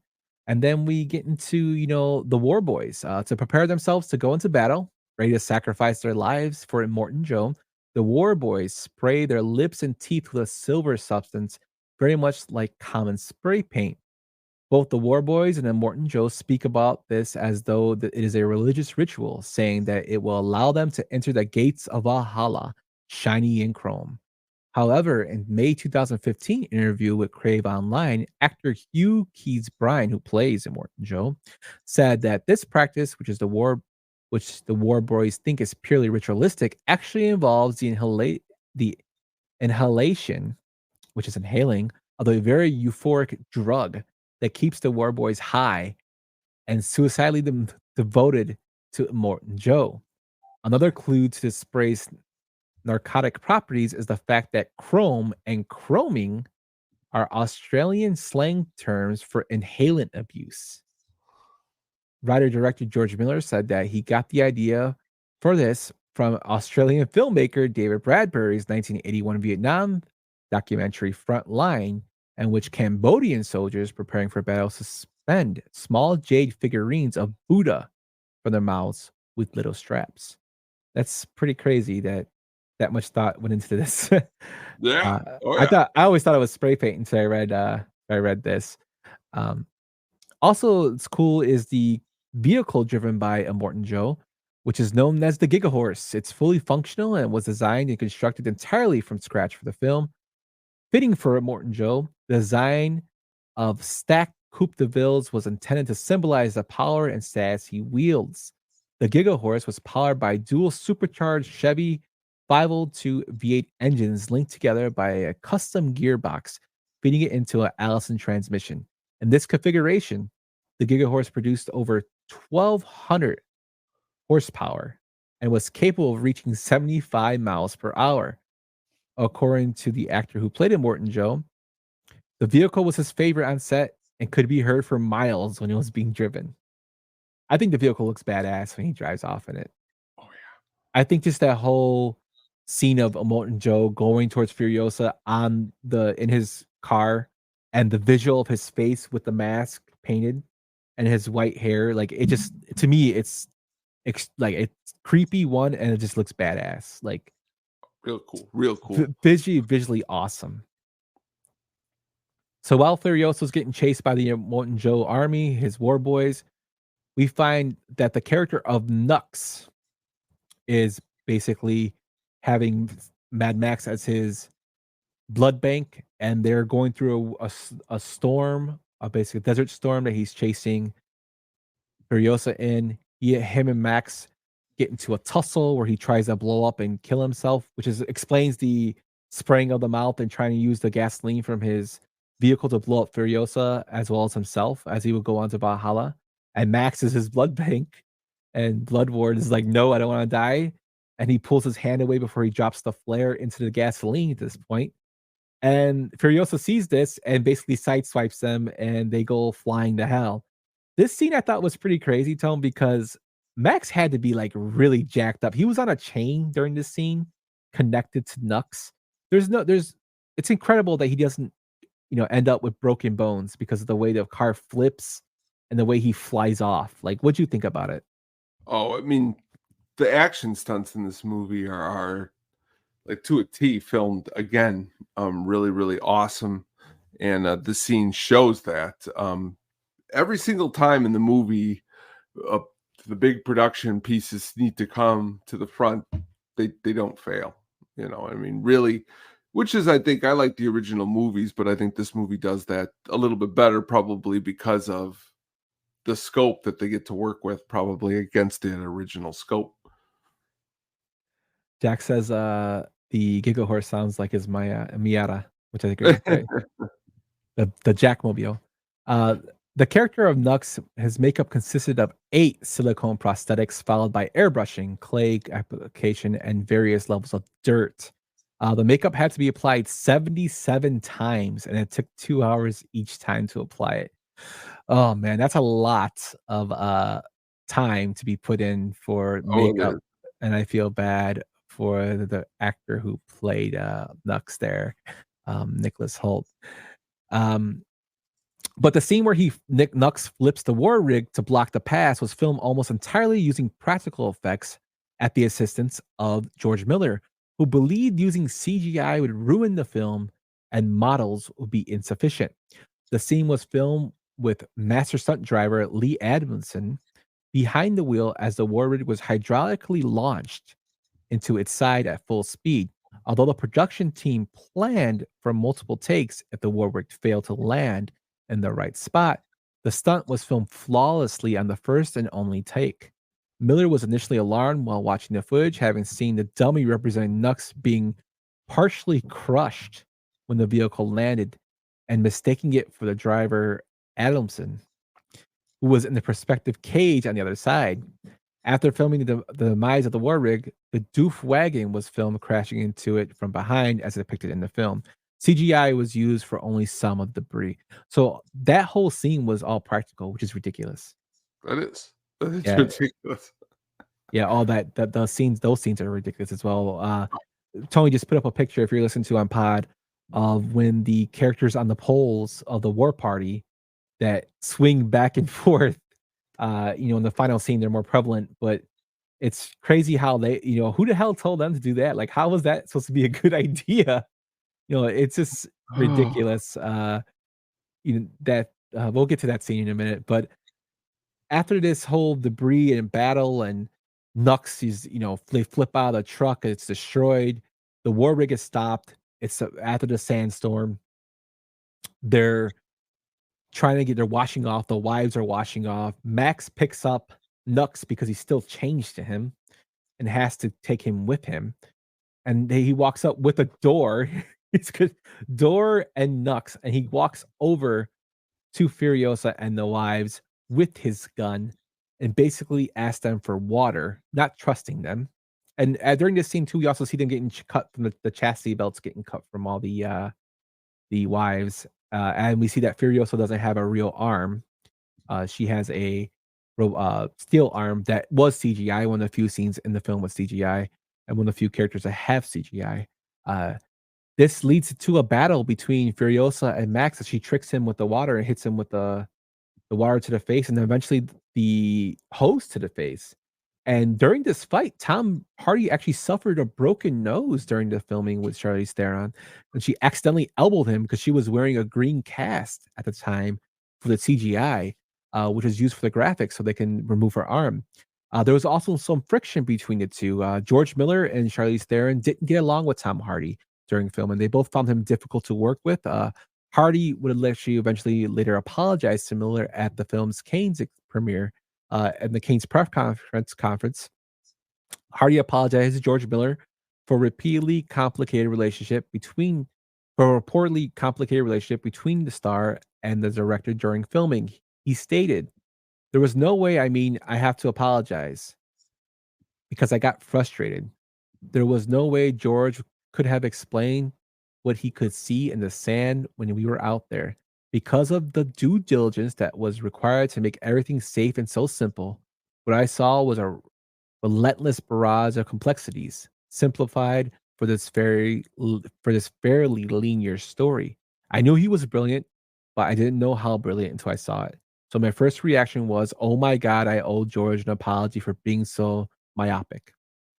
Charlize Theron mentioned similar experiences where she had no idea what she was filming, up to the point where she would ask the director what the hell he was doing. In the end, seeing the finished film greatly exceeded her expectations as well. And Tony puts up a great shot of Max hanging on the war rig with the wives trying to grab him to pull him up, which you can see the cords connected to him for safety. It's an excellently shot movie. This whole,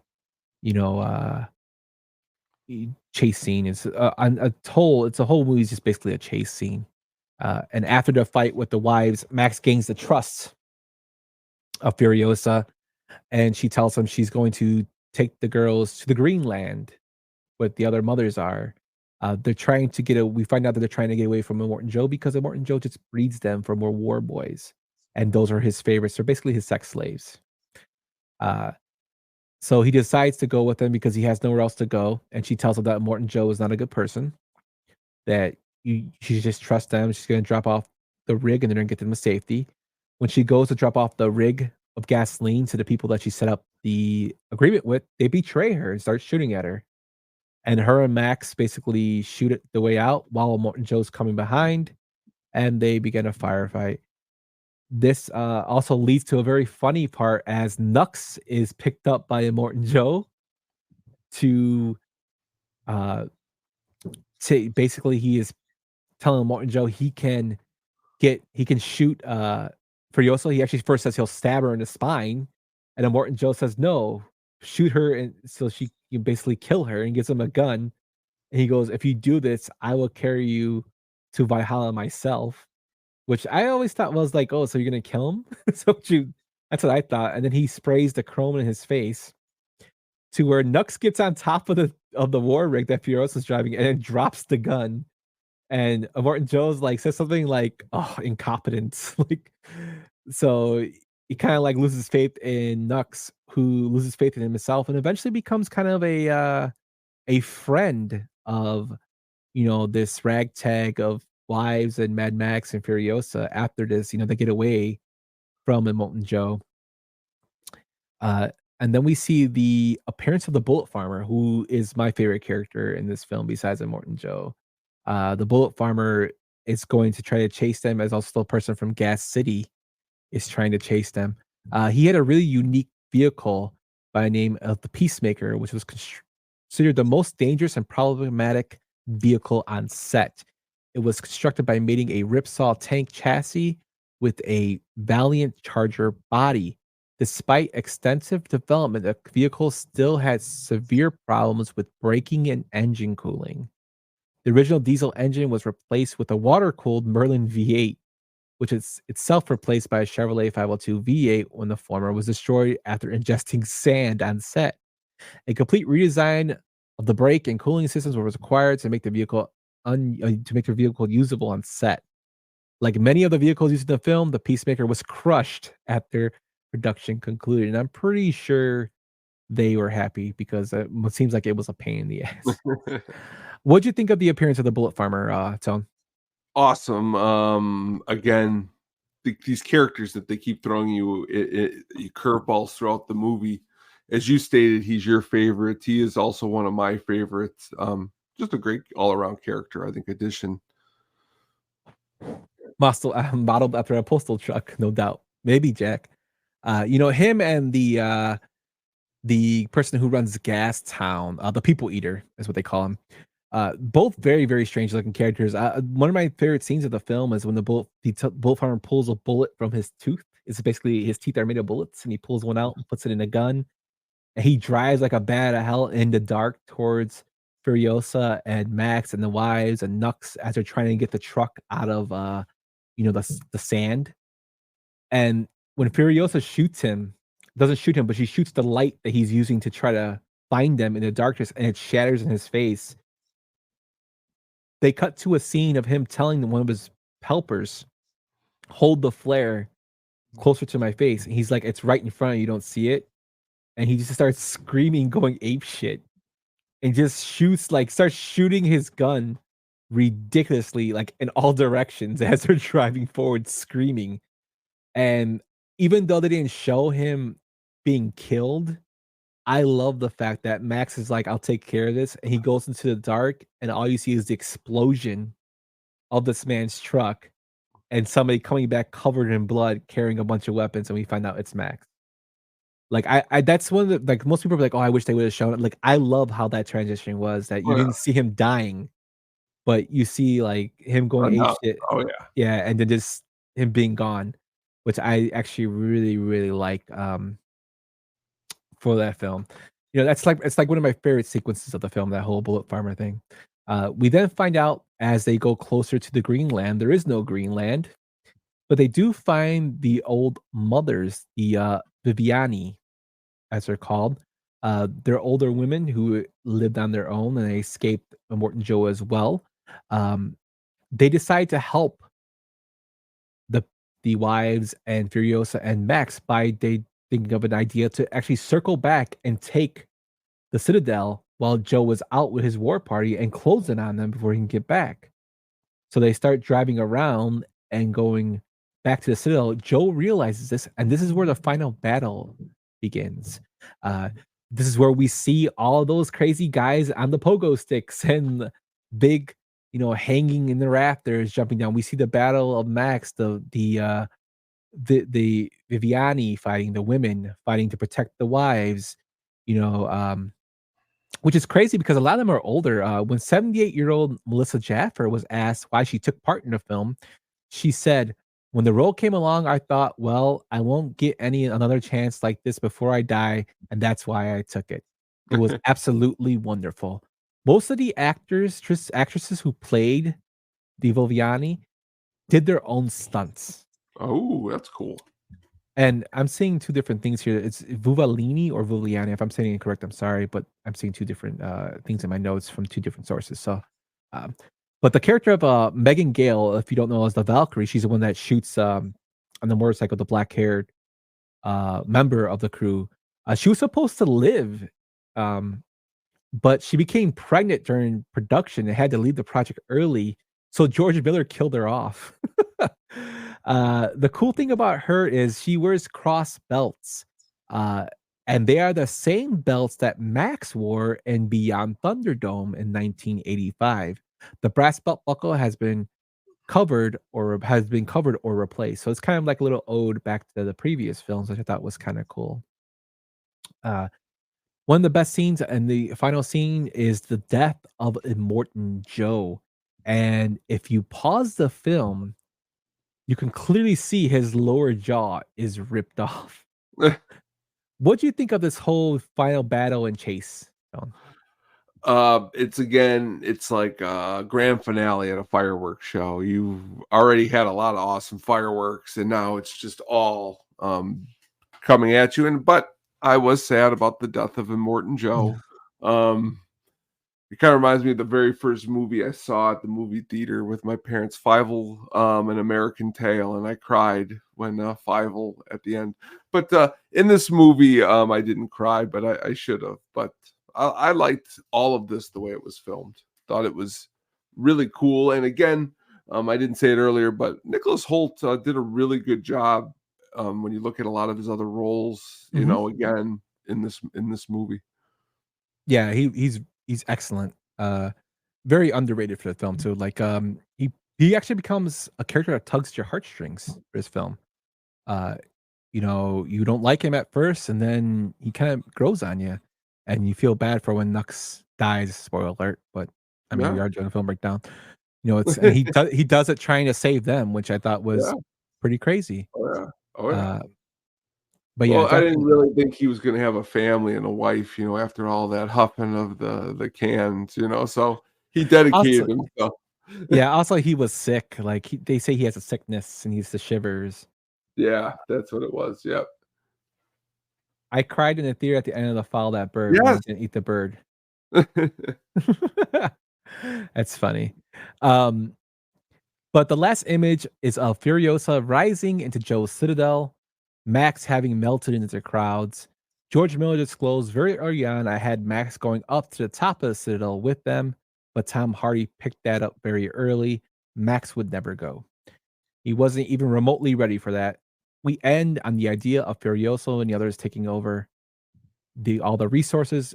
It asks the question, are they going to do any better? Which is, I guess, what we're going to see. I mean, Furiosa is a prequel. We kind of see what kind of person she is.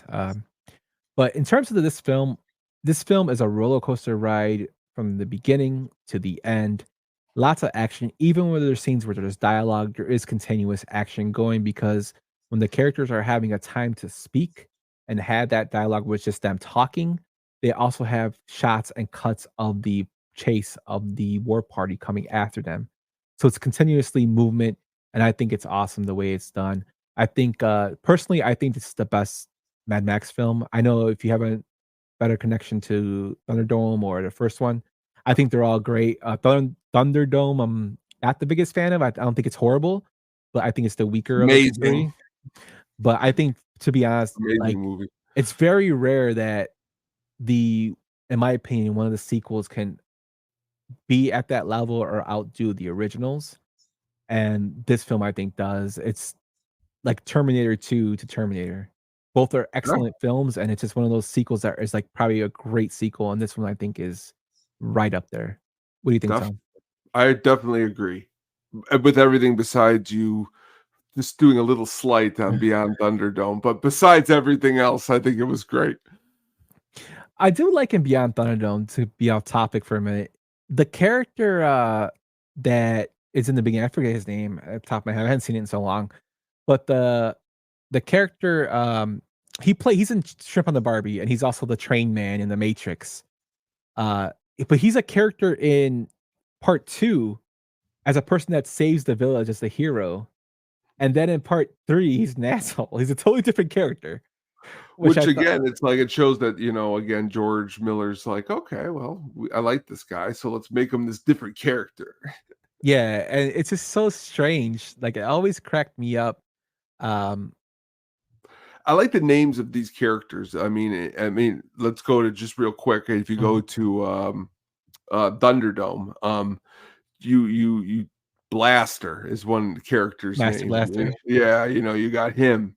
You got the Master, the Collector, Iron Bar Bassie, Pig Killer, Blackfinger, Deal Good. Like, These are awesome names, man. Like to be sitting around and then get them to be put into a movie. I thought very awesome. Oh, definitely. Even in this film, you Yeah. know, we Oh, yeah. kind of went through an We went Morton through those show. names. You know, we have Colossus. You know, the Bullet. yeah, the bullet farmer, the Yeah. people eater. You know, Yeah. and the way that people eater looks like he has some sexual perversions with his nipples. But you know, this it's just I love the world that he creates. I do, and like I said, I do like the fact that Miller leaves the characters open for interpretation. I never seen so many people list it as a top 10 movie ever. Yeah, and you know, I could totally see why, Brian. Let's just go straight into the critical reception tone so we can Let's do it. discuss a little bit more.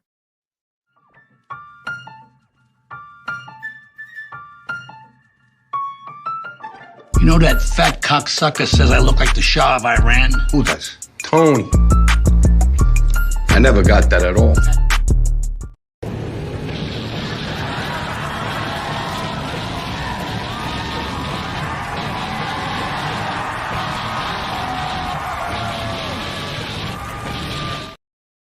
I love Conan.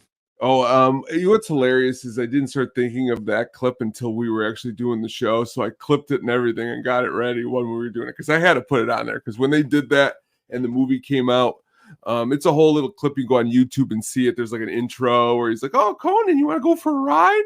And then he like goes in the car and stuff like that. But that just shows again the reach of the movie that even Conan did a whole little piece on it when it came out. Yeah, totally. The movie had a budget of 150 million and made 380 million at the box office, so it was a financial success. It's the first Mad Max film to be nominated for Oscars, winning 6 of them. One for best film editing, best production design, best costume design, best makeup and hairstyling, best sound mixing, and best sound editing. Miller was also nominated but did not win. And the film is widely acclaimed as the best of the series and it has a 97% rated fresh on Rotten Tomatoes. And fellow guest of the show and friend of the show, Richard Roper of the Chicago Sun-Times, gave the film 4 out of 4 stars and wrote that Theron and Hardy are one of the best action duels ever in one of the best action movies ever. The film has a score of 8.6 out of 10 on Rotten Tomatoes in terms of rating. I think that is awesome. It's crazy that the film is, you know, widely hailed and with, you know, respectfully, it should be. I think this film is awesome in terms of the way it looks, the story, the way it flows, the action is nonstop. Like I said, it's a roller coaster ride from beginning to end, Tone. I agree. Can agree more with the words you just shared. Mhm.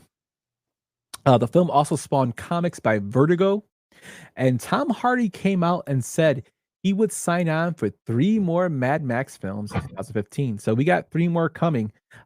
With the kind of like the relationship between Theron and Hardy, we don't know. They're still up in the air if she's going to return. So we don't know, but Hardy will be in the future Mad Max installments. With the release of Furiosa coming out, which is a prequel with Anna Taylor-Joy as Furiosa and Chris Hemsworth as the villain in the film. I think he played. Is he Chris? No, Chris Hemsworth's not in Morton Joe. No. But Which at first I was thinking, is he like no, but he's not. yeah, and in the comics they actually explain the Bullet Farmer, why he's the Bullet Farmer. They explain why Morton Joe's the way Morton Joe is. They explain why the People Eater is the People Eater, which I think is pretty cool. Which is, I think that I love the fact that, like I said, Miller gave that open to interpretation for his characters. All his characters and all his films, the toe cutter, nobody knows why he is the humongous. Why is he deformed? Nobody knows why those people were like the way they were. And it kind of leaves the, you open for interpretation, which brings us to our fan theories, Tone. I have one fan theory. It's a long one, but it was probably one of the best ones I saw. So this is a fan theory from Fenstra on our good place of Reddit. I will link it in the notes so you can click on it and look at it. It starts off by saying, so last night I watched Mad Max Fury Road for a second time. And I think I figured out a lot of things about Morton Joe society. I'm just using the movie for it as it is. The wiki is questionable at best. He says, these are some points he puts out. Morton Joe's illness is caused by radiation from the water and oil wars. In the opening monologue, we hear news reports about the water and oil wars and see footage of nuclear explosions. We can assume that Morton Joe got at least some of the medals he earned by fighting in those wars. We can then assume that Morton Joe has been severely eradicated, can't know if I said that correctly, which causes his various diseases. Joe is covered in boils, and yes, he is. The two people we know to be his sons are disabled. One is an obese little person, and the other is obviously cognitively impaired and always on some sort of life support machine, but neither of them have boils. This may seem obvious, but it becomes important later on. The War Boys are crazy because of disease. All of the War Boys have some of the lumps that Nux named Larry and Barry. Nux says something along the lines of, if Larry and Barry don't get me, the night fears will. We can then conclude that many War Boys have died because of the weird lumps and whatever night fears may be. Additionally, we hear the War Boys live refer to their half-lives. We hear this at least, this is how he wrote it, this is where he wrote it's kind of weird. We hear this at least twice, once when Morton Joe is sending them out and calls them, my half-life, War Boys. And once when one of the breeders says Nux is just a war boy at the end of his half-life. So with all that, we can assume that the War Boys have a terminal disease which causes deadly lumps on the skin. Night fears also suggest that they are frequently have night terrors. These two things come together to produce a person who avoids sleep, has a failing body, and constantly has death on the horizon, which makes them all batshit crazy. Morton Joe is the father of the War Boys. Both the War Boys and Joe suffer from the same disease. Nobody else we see suffers from the disease, so we know that it's something that's not just going around. When the doctor is cutting open the pregnant breeder's stomach, the first thing he says was that it was a healthy one. Then he informs Joe that it was a boy.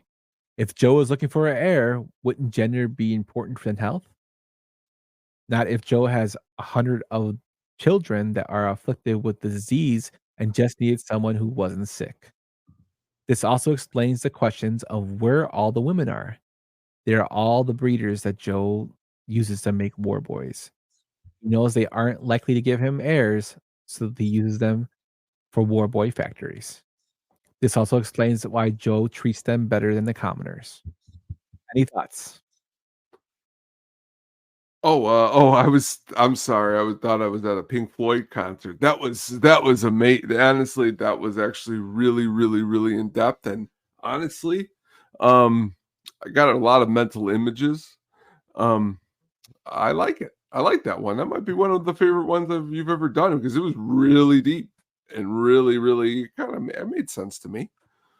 I think it made sense. I don't think all the War Boys are his kids because I think not the kids part. I think I was looking more of like why he is the way he is. Oh yeah. Stuff. Yeah. But like you're right, that part. No, I didn't. Yeah. Think that everyone kids. No.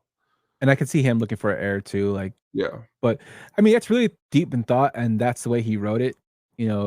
It's very long, but shout out to Fenstra. Fenstra's his name. Yeah, Nice. Fenstra. On Reddit. This was written 9 years ago, so Hey. I'm pretty sure more has come to light in the story, but it's an interesting little theory there. It's really cool. Real quick, is just by looking through some of the, the Furiosa, like the People Eater, is going to be in it's in Furiosa. Mm-hmm. So like it's cool to see like even a Morton Joe, like what's that character going to look like in this prequel? Is he going to even be more crazier than he was in Fury Road? I'm curious to see that, and that's why this movie is going to be huge for us to go and see. Yes. Also, Rictus Erectus is also in the film. Yeah, I was going to say that. Yeah, I was going to say that earlier. Yeah, he comes back.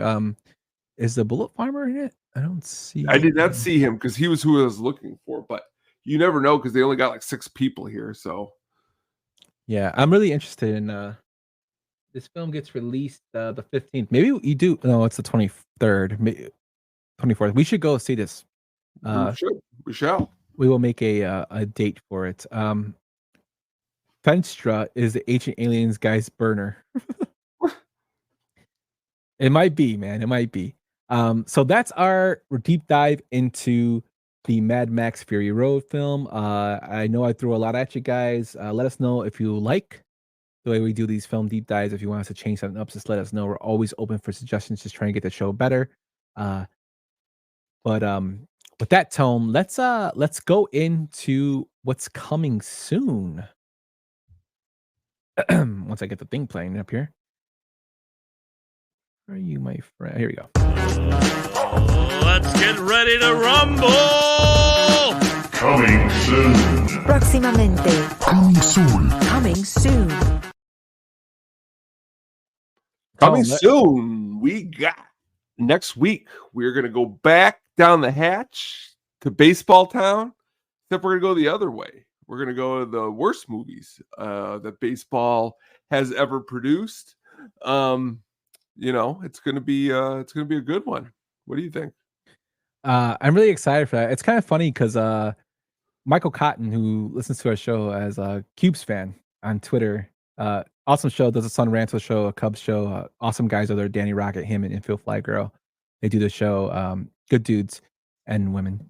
But he was like, I really like the fact you guys did baseball movies. I was waiting for it. And he said, I was hoping you guys would do one about bad baseball movies. And I was kind of had the idea in my head to do it. And that's why I'm like, do you want to do that? Because that's why I put the eyes out, because I was thinking about doing something like that. Yeah, I mean, honestly, when you were like, what do you want to do? And then you came back with that, I was like, yeah, because it kind of gives it like you got a week in between with this one. And now we're going back to the flip side. It's going to be awesome. Brian's already putting his request out there. So we will be doing that. And Tone, you brought up a good point. Cotton also mentioned, he loves the old format and likes that we go back and forth from it. And we have talked about going back and forth between the new format that we do now and the old format. So since next week is going to be a Sunday show as the Sox are in town, and we'll probably do 2:00 again. Yeah. But when we do the offsetting Friday shows, we're going to go back to the old format because one, it's easier for us to do, and two, it's kind of nice to switch it up and go back and forth between the two, and it's fun. With the sound. So you'll get sound clips, you'll get film, a little more film trivia in each one. Not as much film breakdown, but you'll get the little stuff you love, and we might have some else little segments coming out for that as well. You're even gonna get me upsetting Brian when I tell him I kind of like Trouble with the Curve, but we'll wait till next week to get in. Wait till next week to get in.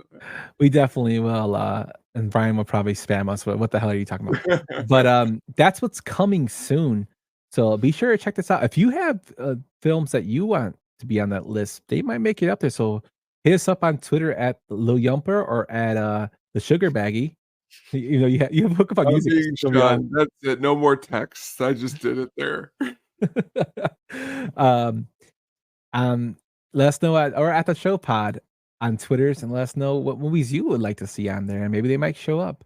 But that's what's coming soon, Tone. And now it's time to get into the Sugar Baggies soundtrack pick of the week.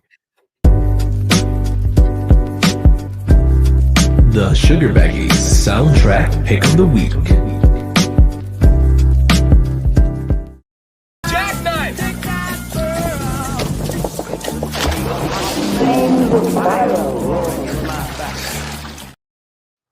All right, tonight I am going with just a specific song that pops up in quite a lot of things, and that is Spill the Wine by Eric Burdon and War.